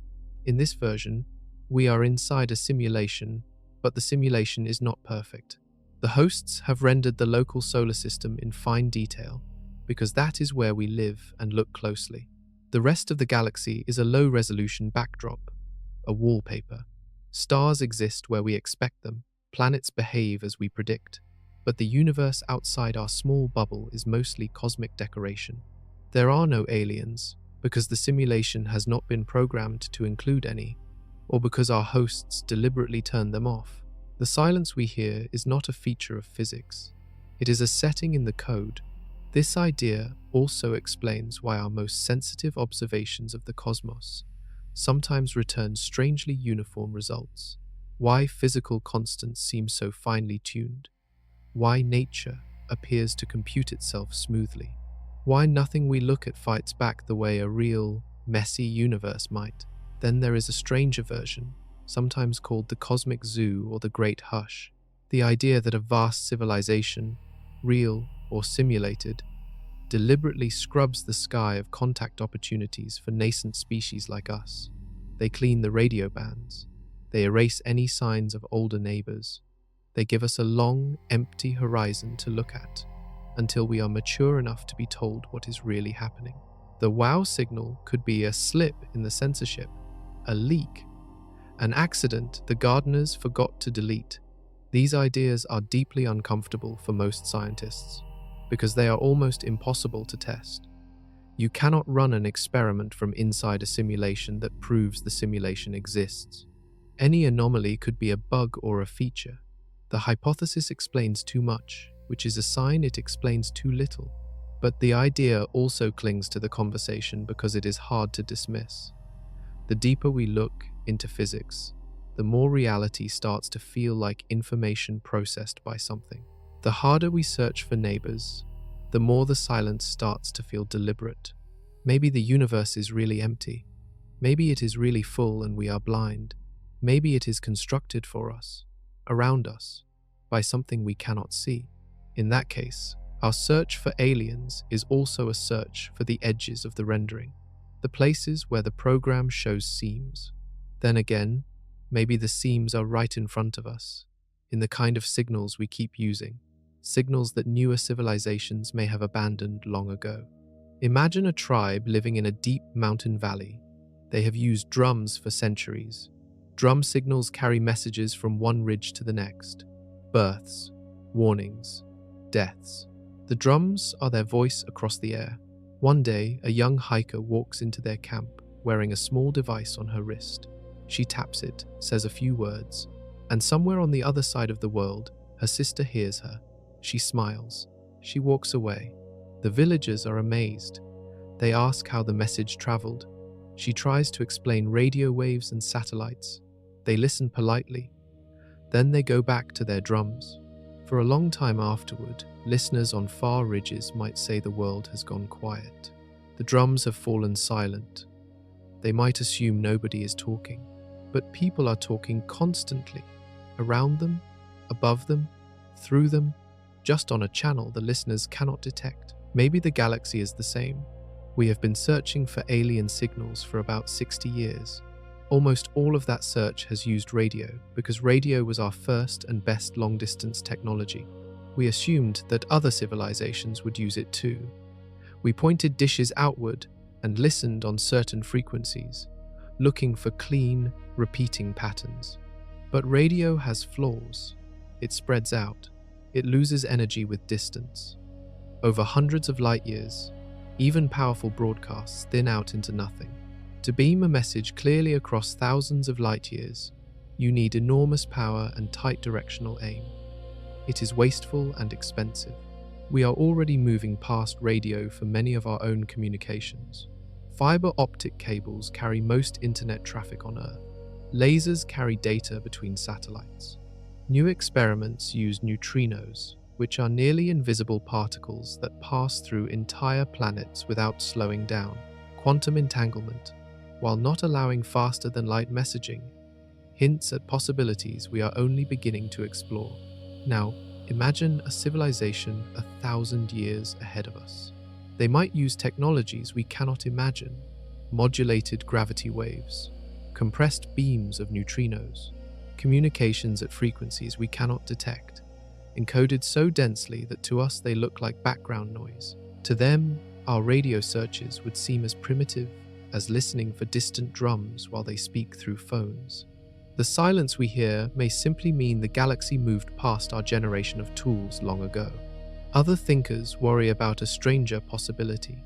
Maybe advanced civilizations communicate through the structure of the universe itself in ways we cannot recognize as messages, patterns in cosmic rays, anomalies in the cosmic microwave background, strange clusters in the distribution of pulsars. We see these things and treat them as natural. We might be staring at billboards we mistake for trees.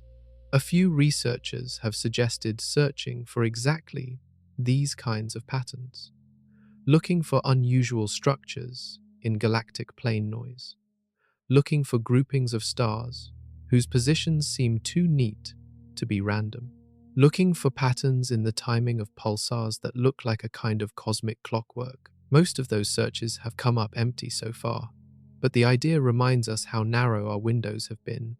A civilization, like a child, listens with the ears it was given. Babies recognize voices because that is what their nerves are tuned for. We recognize radio because that is what our generation of telescopes is tuned for. We may be missing entire orchestras pitched in keys our equipment cannot detect. Then again, we did catch one strange burst once. One signal that was loud enough, clean enough, and weird enough that the scientist on duty wrote a single startled word in red ink on a piece of paper. That signal has haunted radio astronomy ever since. August 15th, 1977, a warm Ohio night. A radio telescope nicknamed Big Ear sits silent in a field, its enormous flat dish staring up at a slowly rotating sky. There is no one there. The instrument runs by itself.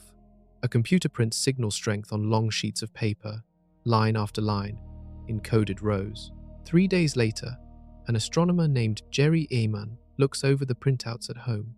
Most of the page is dull, lines of low values that mean ordinary cosmic noise. The numbers usually go 0, 1, 2, occasionally 3. Then he sees it, a vertical column of high values, rising and falling like a hump on a hill. The numbers go 6, E, Q, U, J, 5. In Big Ear's notation, those letters represent values higher than the alphabet of digits could express. The strongest signal Big Ear had ever recorded from a fixed point on the sky. It came from the direction of the constellation Sagittarius. It lasted 72 seconds, exactly the time it should have taken a steady cosmic source to drift through the telescope's field of view as the Earth rotated. The shape of the rise and fall matched perfectly. The frequency was very close to the frequency that astronomers consider one of the cleanest channels for an interstellar signal, the natural pulse of hydrogen. Ehman circled the column with red pen. In the margin, he wrote one word: wow. For 72 seconds, on that summer night in 1977, something out in space had broadcast across light years toward our planet. Something powerful, something narrowly tuned, something that vanished and never came back. The Big Ear team turned the telescope back to that part of the sky immediately. They looked again the next day, the next week, the next year. They found nothing. Hundreds of follow-up searches over the decades, by many different observatories, have found nothing. The patch of sky has stayed silent ever since. The WOW signal is the most studied unexplained signal in the history of radio astronomy. Theories have come and gone. Maybe a comet drifting near the line of sight released hydrogen that briefly mimicked an alien transmission. Studies have argued for and against this idea. Some calculations show the geometry does not quite work. Maybe a classified military satellite. Most candidate satellites do not match the frequency. Maybe a reflection off space debris. The signal pattern does not fit. Maybe a temporary natural source we still do not understand.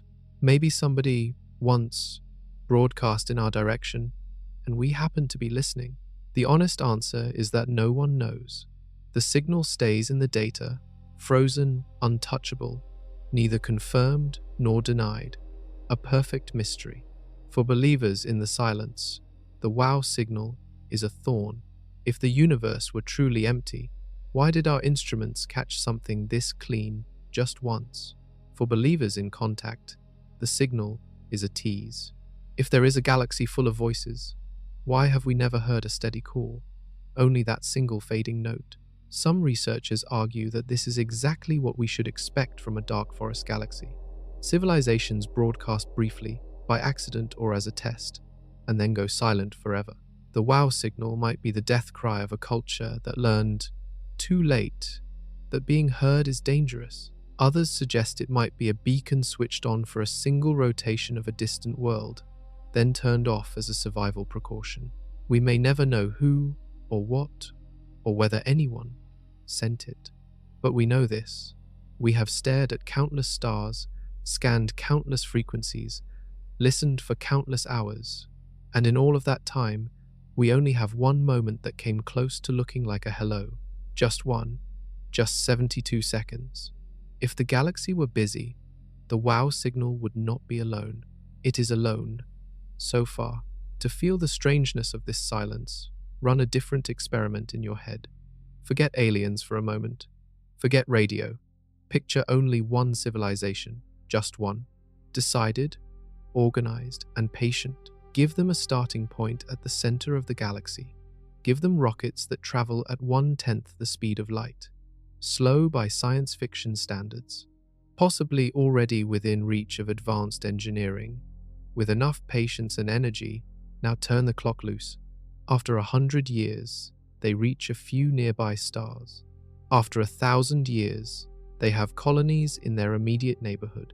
After 10,000 years, they have spread across hundreds of nearby systems. After 100,000 years, they have crossed thousands of light years. After 1,000,000 years, the entire galactic core is theirs. Within a few million years, they touch every spiral arm.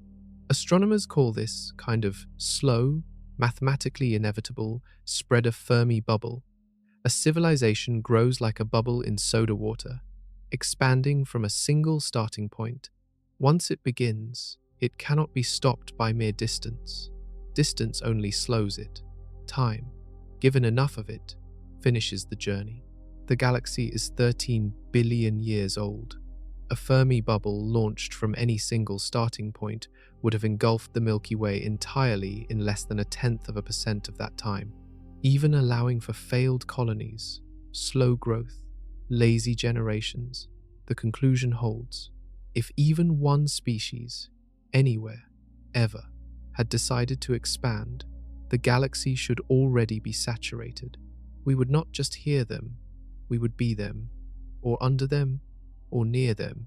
Instead, the galaxy looks pristine. Stars rotate in their old patterns. Dust clouds drift. Supernovae explode where they did long before humans existed. There are no signs of large-scale industrial activity anywhere we can see. No bright infrared shadows of mining colonies. No clusters of stars dimmed by harvested energy. No clear sphere of altered chemistry. Some scientists have proposed that we should at least be able to spot signs of growth even far from the bubble's frontier. A civilization spreading at 1/10 light speed leaves enormous engineering footprints, heat signatures, repurposed asteroids, whole solar systems reorganized to channel their starlight into useful energy. Even from across the galaxy, those changes should be visible as anomalies. The deepest infrared surveys we have done, looking for exactly these kinds of footprints, have come up empty. The galaxy refuses to look used.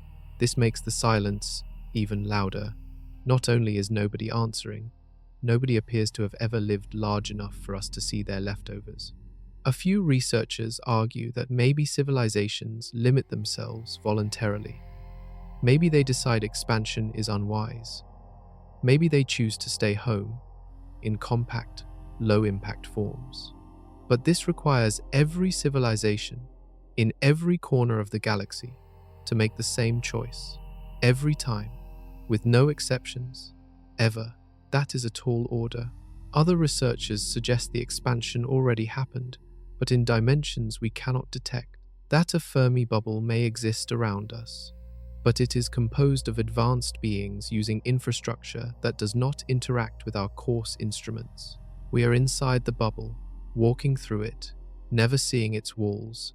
Both ideas demand a uniformity of behavior across countless cultures that seems hard to swallow.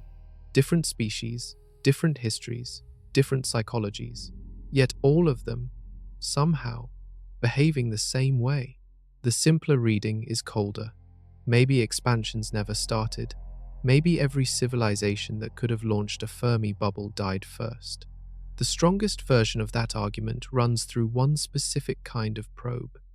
A small, simple, terrifyingly logical machine. It should already be in our solar system. The mathematician John von Neumann was one of the most powerful minds of the 20th century. He helped design early computers, contributed to nuclear weapons design, and laid foundations for game theory and quantum mechanics. In his spare time, he liked to play with ideas. One of those ideas became known as the von Neumann probe. The concept was simple. Imagine a robotic spacecraft small enough to launch cheaply, smart enough to land on a passing asteroid, and capable of mining the asteroid's metals to build copies of itself. Once it has built a few copies, the copies launch toward new asteroids around new stars. Each copy lands, mines, builds, and launches its own copies. The pattern repeats. A single seed probe gives birth to billions of descendants in a few thousand years. The descendants spread. Mathematically, a fleet of such machines, even traveling at modest speeds, should fill the galaxy in a window astronomers call astronomically short, less than 50 million years, less than 1/3 of 1% of the Milky Way's age. Now, apply that to our solar system. We have an enormous belt of asteroids between Mars and Jupiter. We have a wider belt of icy objects past Neptune, called the Kuiper Belt. We have a vast cloud of frozen comets called the Oort cloud, stretching almost a quarter of the way to the next star. If von Neumann probes have ever existed, anywhere, ever, they should already be camped in these regions. They would have arrived hundreds of millions of years before humans evolved. They would still be there now, drifting between rocks, waiting. We have looked. Our telescopes have mapped much of the asteroid belt. We have visited several asteroids and comets with our own probes. We have flown by Pluto, glimpsed objects in the outer Kuiper Belt, scanned the night sky for unusual heat signatures. So far, we see only what looks like natural objects: rock, ice, dust. This makes a strong case against the existence of any expansionist civilization in the past history of the galaxy. If even one species had ever decided to send out self-replicating probes, our solar system should be visibly inhabited by them. There should be hardware in the asteroid belt that obviously is not natural. There is not. A few researchers argue that von Neumann probes might exist but stay hidden, cold, quiet, camouflaged. A truly advanced civilization might design machines that match the temperature of the rocks they live on, communicate only with their kin in tight beams, and never reveal themselves to younger species. Other researchers find this implausible. Some Trojan asteroids, some unusual orbits, some weird isotopic ratios. We would expect at least some accidental traces if hidden probes were everywhere. There is also the strange case of a thin, cigar-shaped object called Oumuamua, which entered our solar system from interstellar space in 2017, behaved oddly, and departed without ever being fully explained. Some scientists have argued the unusual acceleration could be from a thin solar sail, possibly artificial. Most believe it is a strange but natural object made of pure ice or hydrogen. The debate is unresolved. For most astronomers, Oumuamua is a strange rock.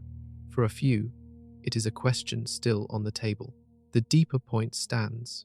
If self-replicating probes were ever made anywhere in the Milky Way, the math says they should be here. They are not, as far as we can tell. Either every civilization in the galaxy chose, repeatedly, never to build them, or every civilization died before they could build them, or the math is wrong, or we are looking at probes right now and seeing only rocks. Each option is uncomfortable. Each option points to a galaxy stranger than the textbooks describe. But probes are tiny. There is a kind of structure that should be enormous, bright, glowing, visible across thousands of light years. We see none. In 1960, a young physicist named Freeman Dyson published a short paper that would haunt astronomy for the next 60 years. His argument was direct. Any civilization that survives long enough will need more energy than its home planet can provide. As populations grow, as machines multiply, as ambitions rise, the demand keeps climbing.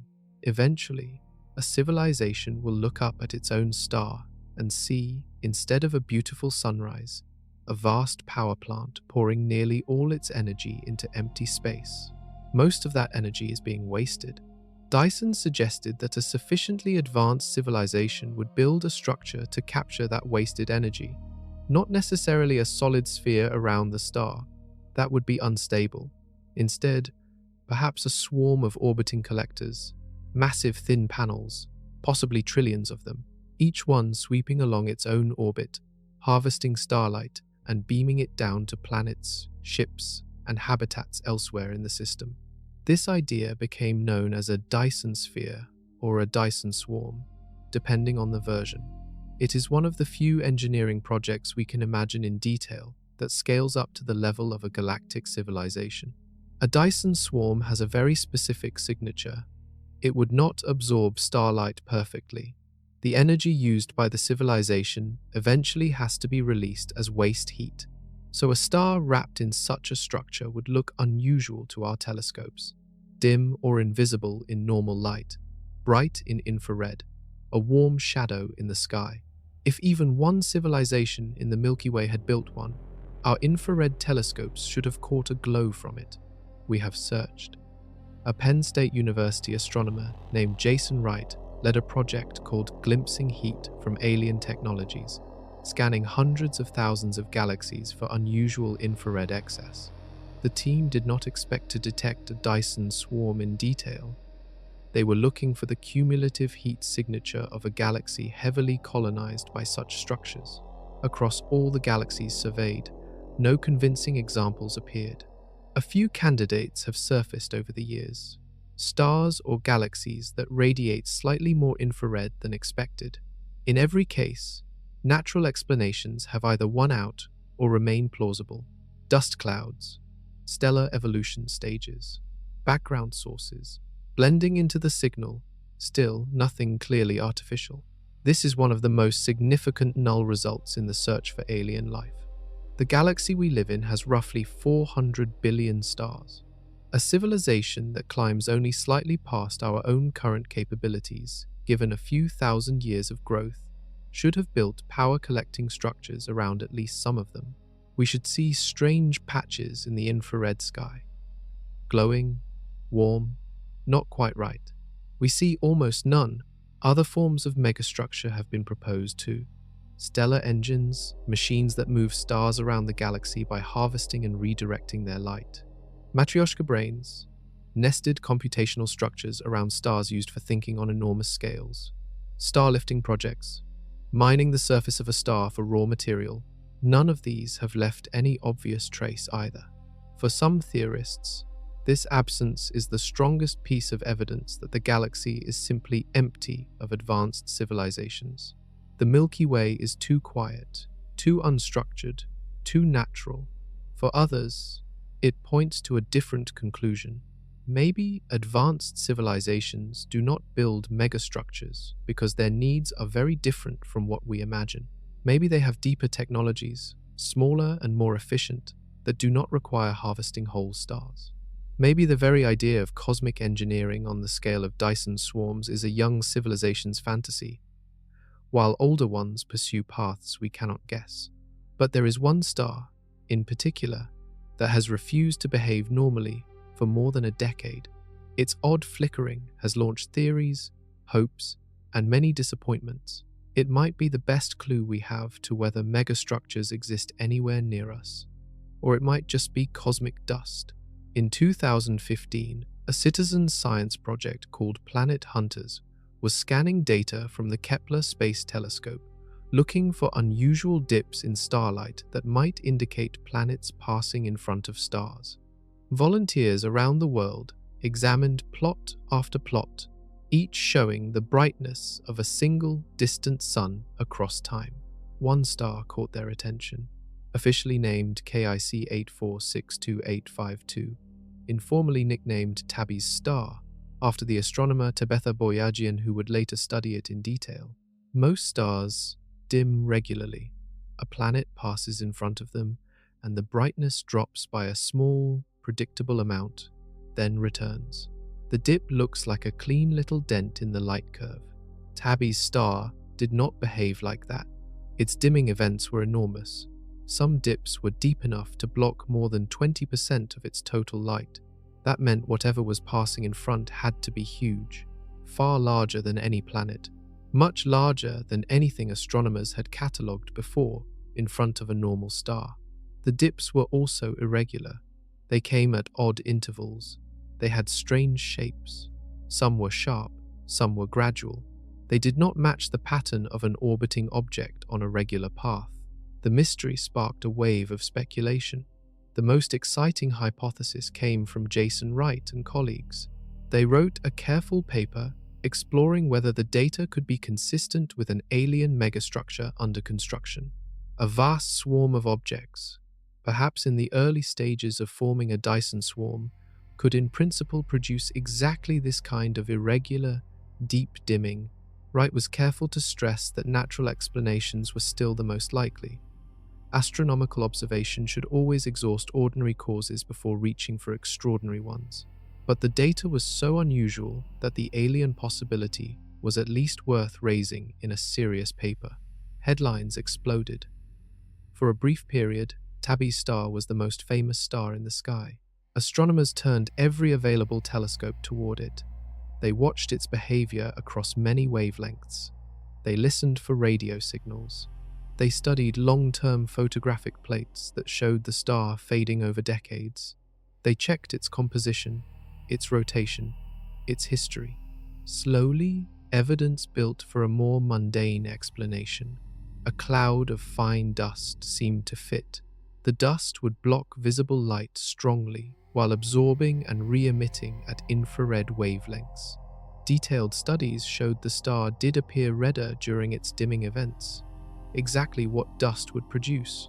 A cloud of debris from a swarm of disintegrating comets or shattered planetesimals could plausibly produce the patterns observed.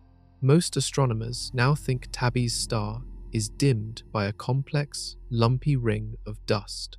The alien megastructure idea has faded, though not entirely vanished. Some researchers still study the star carefully, noting features that the dust hypothesis does not explain perfectly. The long-term dimming over a century, recorded in old photographic plates, is hard to model with a simple debris cloud. The shapes of some individual dips remain strange. Tabby's star might end up being one of the great dust mysteries of astronomy. It might end up being something stranger. Either way, the affair revealed something important about our search. We are looking. We have not stopped. We are willing to take alien megastructures seriously when the data warrants it. And we are also willing, painfully, to set those ideas aside when the data argues against them. But Tabby's star also reminded everyone of how thin our search has been. One star out of billions. One unusual signature, examined from one angle, briefly considered as a possible artifact. Even if alien megastructures exist, we may need decades or centuries more of careful watching before we recognize one. There may be a deeper reason for that thinness. A reason that has nothing to do with technology and everything to do with timing. We may have arrived too early. Most discussions of the Fermi paradox quietly assume that the present moment is somehow representative, that if civilizations exist, they exist now, that the silence we hear today reflects the steady state of the cosmos. A few physicists have asked whether that assumption is fair. The universe is about 13.8 billion years old. That sounds enormous, and for human scales it is, but for the lifetimes of stars and the slow chemistry of life, it is just the opening chapters. Astronomers expect the universe to keep producing stars and planets for trillions of years. We are living in a young cosmos. In this view, the show has barely started. A Harvard astrophysicist named Avi Loeb, with collaborators, ran the math on this idea. He looked at the conditions needed for a habitable planet, then asked when in the universe's history those conditions would be most common. Star-forming galaxies still have billions of years of fuel left. Small, cool stars called red dwarfs are by far the most common type, and they live for trillions of years, far longer than our Sunday. Most of the time during which life will exist in the universe lies in the future, not in the past. By a huge margin, some calculations suggest that weighted across the entire predicted lifetime of the cosmos, only a tiny fraction of habitable planet years have already occurred. We are showing up at the beginning of a very long story. If life is a slow process, requiring rare conditions and long stretches of stability, then most civilizations may not have evolved yet. They will, eventually, around small red stars, billions of years after our sun has died. The galaxy then will be a different place, quieter, dimmer, with fewer big bright suns, but richer in old, stable systems where life has had time to climb its long ladder. In that case, we are early, painfully early, possibly the first. This idea is sometimes called the early bird hypothesis.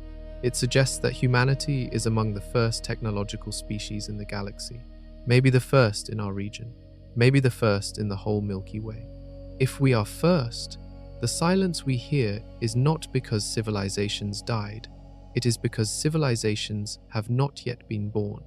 The galaxy is in its early dawn. The other voices are still in the womb. Some thinkers find this idea hopeful. We could become the elders. We could be the ones who plant the first seeds across other stars, who set the cultural tone for what comes after, who pave the way for younger species in the deep future. Others find it terrifying. Being first means being alone, means there is no manual, means there is nobody to ask, means every mistake we make could shape the trajectory of intelligent life across the entire galaxy. Ours is the species that does not yet have a teacher. Critics of the early bird hypothesis push back hard. They argue that, given the age of the galaxy, even a slow process of life development should have produced many civilizations by now. The Milky Way had billions of years to spin off neighbors. The probability that we are the very first, just here, just now, seems like a strange coincidence. Defenders of the idea answer that strange coincidences are fine if the math demands them. The window for technological civilizations to overlap may be narrow. Maybe most species rise and fall on a thin sliver of cosmic time, and we happen to be in our sliver alone. Maybe most worlds are still preparing themselves, slowly, in patterns we cannot see. If we are early, then the right move is patience. Survive long enough, and the rest of the galaxy will eventually wake up around us. But there is another possibility, even stranger. Maybe the older civilizations are already here, but they are sleeping, waiting for the universe itself to grow up. Imagine you are extraordinarily old, trillions of years old, perhaps.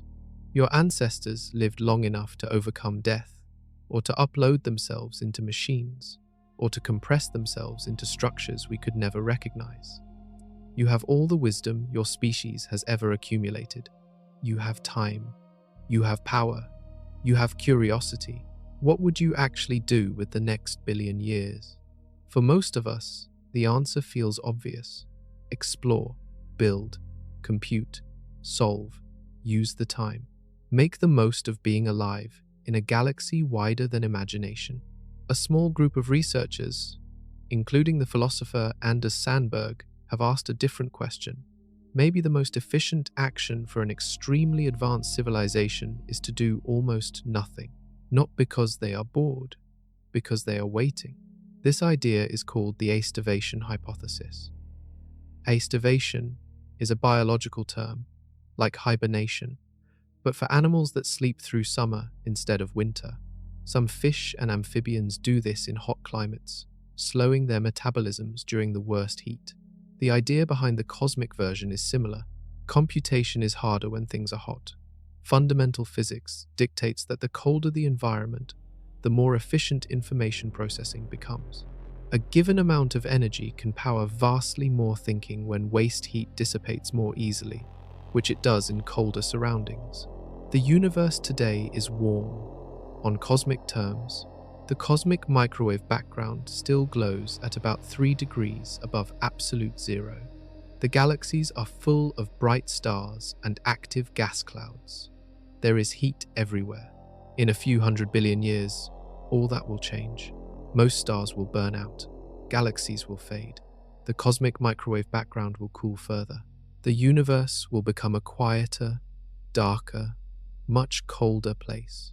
For a civilization that wants to do as much thinking as possible with a given store of resources, that future is paradise. Each unit of energy will buy more computation. The same amount of fuel will support trillions of times more thought. Sandberg and colleagues argued that an ultra-advanced civilization might gather its energy now, build vast computing structures, and then power them down to a near-sleep state, waiting out the next many tens of billions of years until the universe is cool enough to think most efficiently. While they sleep, they would barely interact with the rest of the cosmos. They would not broadcast. They would not expand. They would not build empires. They would stockpile and wait.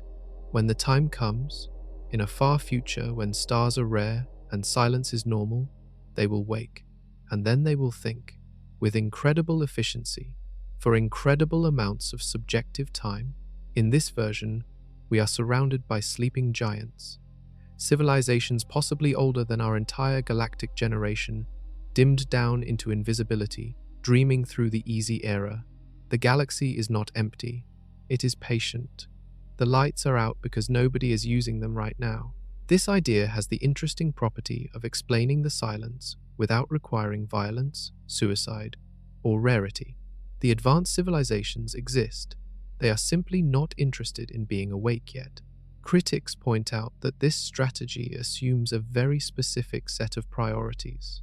Maximum thinking efficiency, postponed indefinitely, with no curiosity about the present cosmic neighborhood. Many species could plausibly choose other paths. Some might want to live now, some might find joy in building, some might be too restless to nap for billions of years. Even one such restless civilization would fill the galaxy. So, the aestivation idea probably cannot answer Fermi by itself, but it is a useful corrective.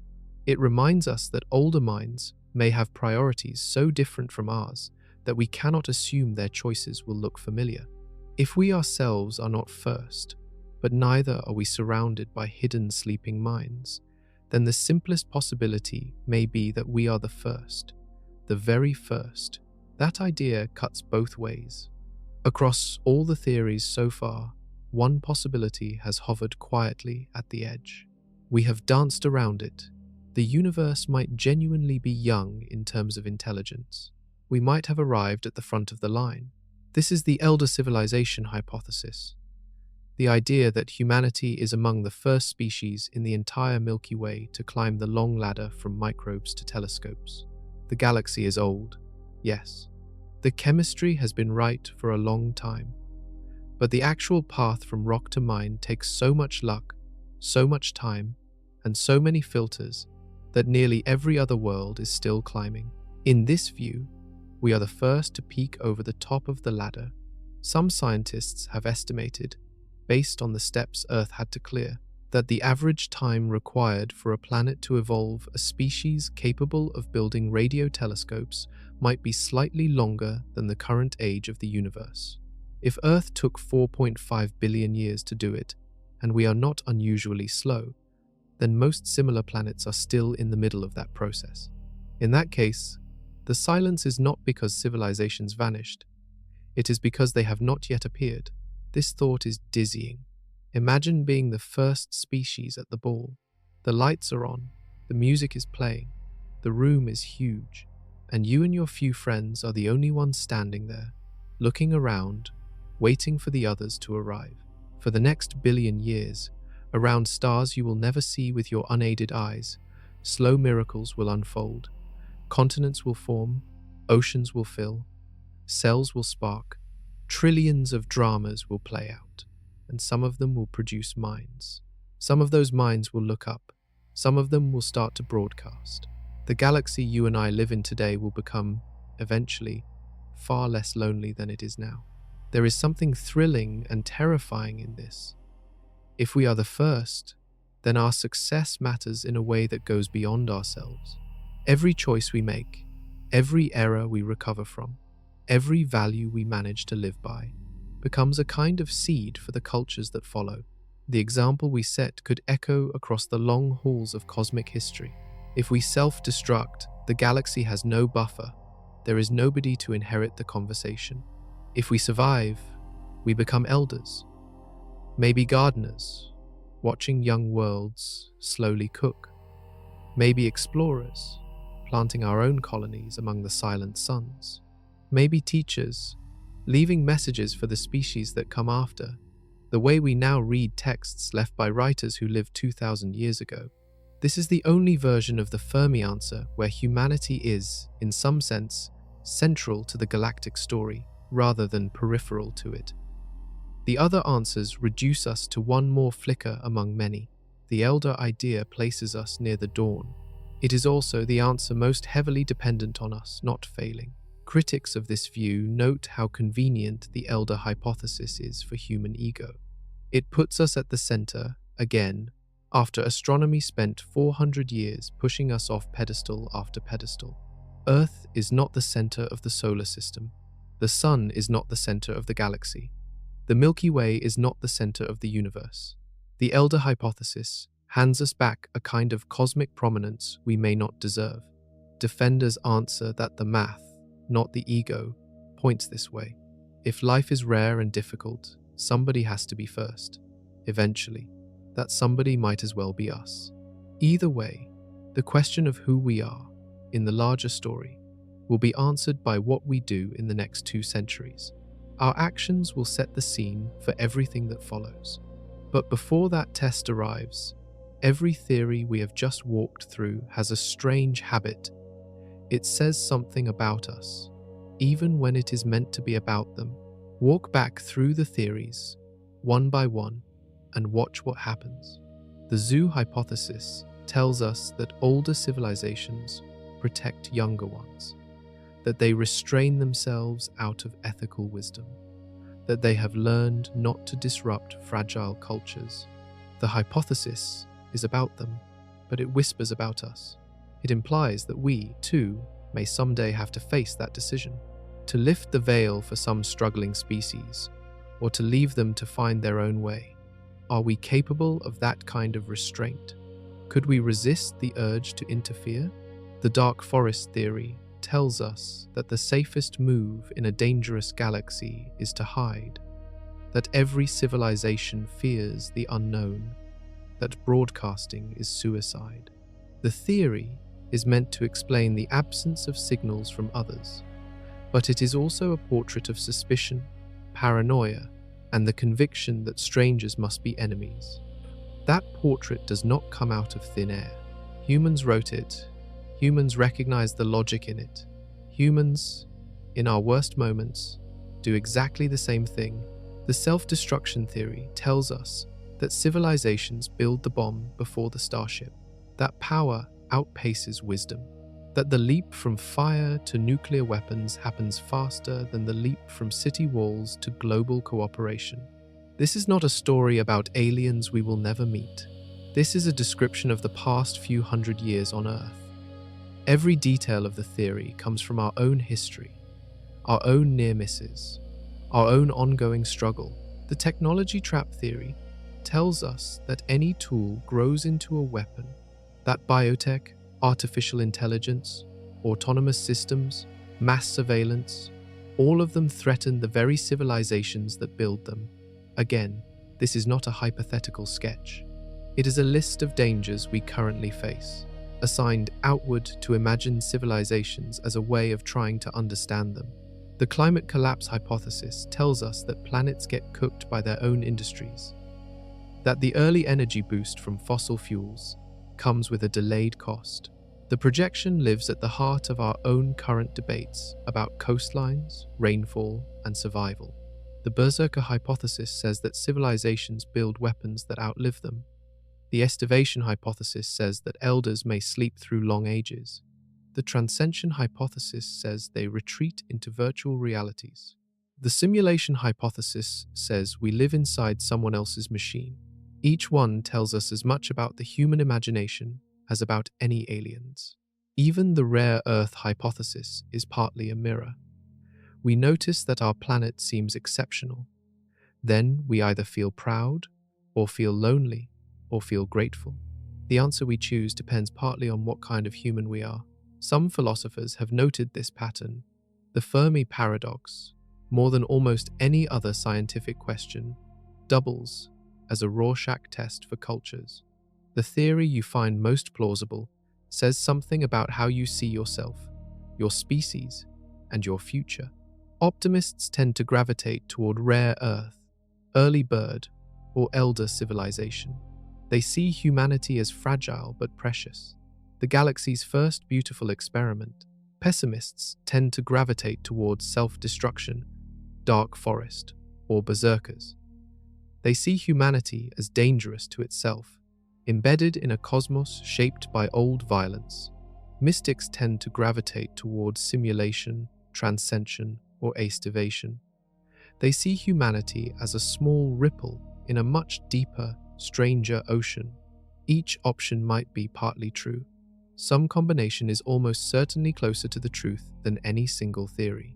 The galaxy is unlikely to follow a clean human storyline, but there is a deeper observation. Whatever the actual answer turns out to be, it will probably turn the mirror back on us. It will tell us not only who is out there, but what we have just survived or are about to face, because the test is coming. Soon, already, we are walking toward our own filter, and we are about to learn which kind we are walking through. Step back from the theories and look at humanity right now, at this exact moment in our history. We are between worlds. We are no longer the small, scattered species we used to be. We are not yet the planetary, calm, multi-world civilization we might become. We are in the middle, a young intelligence in a hard transition. The next 2 centuries will probably decide what kind of species we get to be. In the next 20 years, we will likely build artificial intelligence systems that match or exceed many human capabilities. We will face the question of whether those systems serve us, replace us, or augment us. We will need new economic structures, new ethics, new ideas about what work, creativity, and decision-making mean. In the next 50 years, we will probably finish stress testing our climate. The carbon already in the atmosphere will continue warming the planet for decades. Regardless of what we do, we will have to decide how much we manage that warming, how much we adapt, how much we shield the most vulnerable people, and whether we deploy controversial geoengineering tools to buy time. In the next 100 years, we will probably extend serious human presence to the Moon, Mars, and possibly the moons of the outer planets. We will start to become a multi-world species, in small numbers at first. The leap from 1 planet to 2 is enormous in the long run. It distributes risk. It makes single-event extinction far less likely. In the next 200 years, we will probably engage seriously with our own biology. We will edit genes. We will replace damaged organs. We will live longer. We will face hard questions about identity, fairness, and what counts as human. Each of these transitions is also a danger. Artificial intelligence could go wrong. Climate change could overshoot our capacity to manage it. Biotech could produce engineered pathogens. Multi-world expansion could turn into multi-world warfare. The great filter, if it lies ahead of us, lies in this exact window. The next few human generations are the ones who will pass through it, or fail to. It will not feel like a single dramatic moment. It will feel like an unending parade of difficult choices made by overworked governments, anxious populations, hopeful scientists, and frightened people. If the filter is in our future, then most civilizations like ours stumble somewhere in this exact stretch. They build weapons before they build wisdom. They mismanage energy. They lose control of their tools. They fragment into hostile factions. They underestimate the small but accumulating risks until those risks accumulate too much. If the filter is behind us, the picture flips. The hard part was the long climb from microbes to minds. Once a species like ours exists, it tends to make it. The galaxy will eventually be loud, and we are simply early to the show. Watching what happens in our own century is almost like running an experiment. The kinds of dangers we successfully navigate, or fail to, will tell future scientists, ours or somebody else's, where the wall really is. That is not a comfortable thought. Most species do not get to know if they are being graded. We do. We can guess. The encouraging side is that knowing the test is happening can help us pass it. We can pay attention. We can build better institutions. We can protect knowledge. We can teach our children that the choices they make as ordinary citizens have weight beyond the moment. The discouraging side is that knowing about a danger does not always stop it. Humans understood the climate problem in the 1970s. We are still arguing about it half a century later. Awareness is not the same as action, whether we make it through or not. The silence above us will eventually answer, and it may answer in a way we do not want to hear. Sit with this for a moment. Across 32 chapters, we have walked through every major theory. We have looked at clean hypotheses and messy ones, hopeful ideas and dark ones, theories that put us at the center, theories that erase us from importance, theories that assume we are alone, theories that assume we are surrounded. Some of those answers are almost comforting. Maybe planets like ours are very rare. Maybe we are early. Maybe we are safely watched by gentle elders. Maybe the silence is just a quirk of timing. But behind closed doors, when scientists who study the Fermi paradox talk frankly, there is one answer that comes up over and over again, quietly, without enthusiasm, like an unwelcome guest at the table.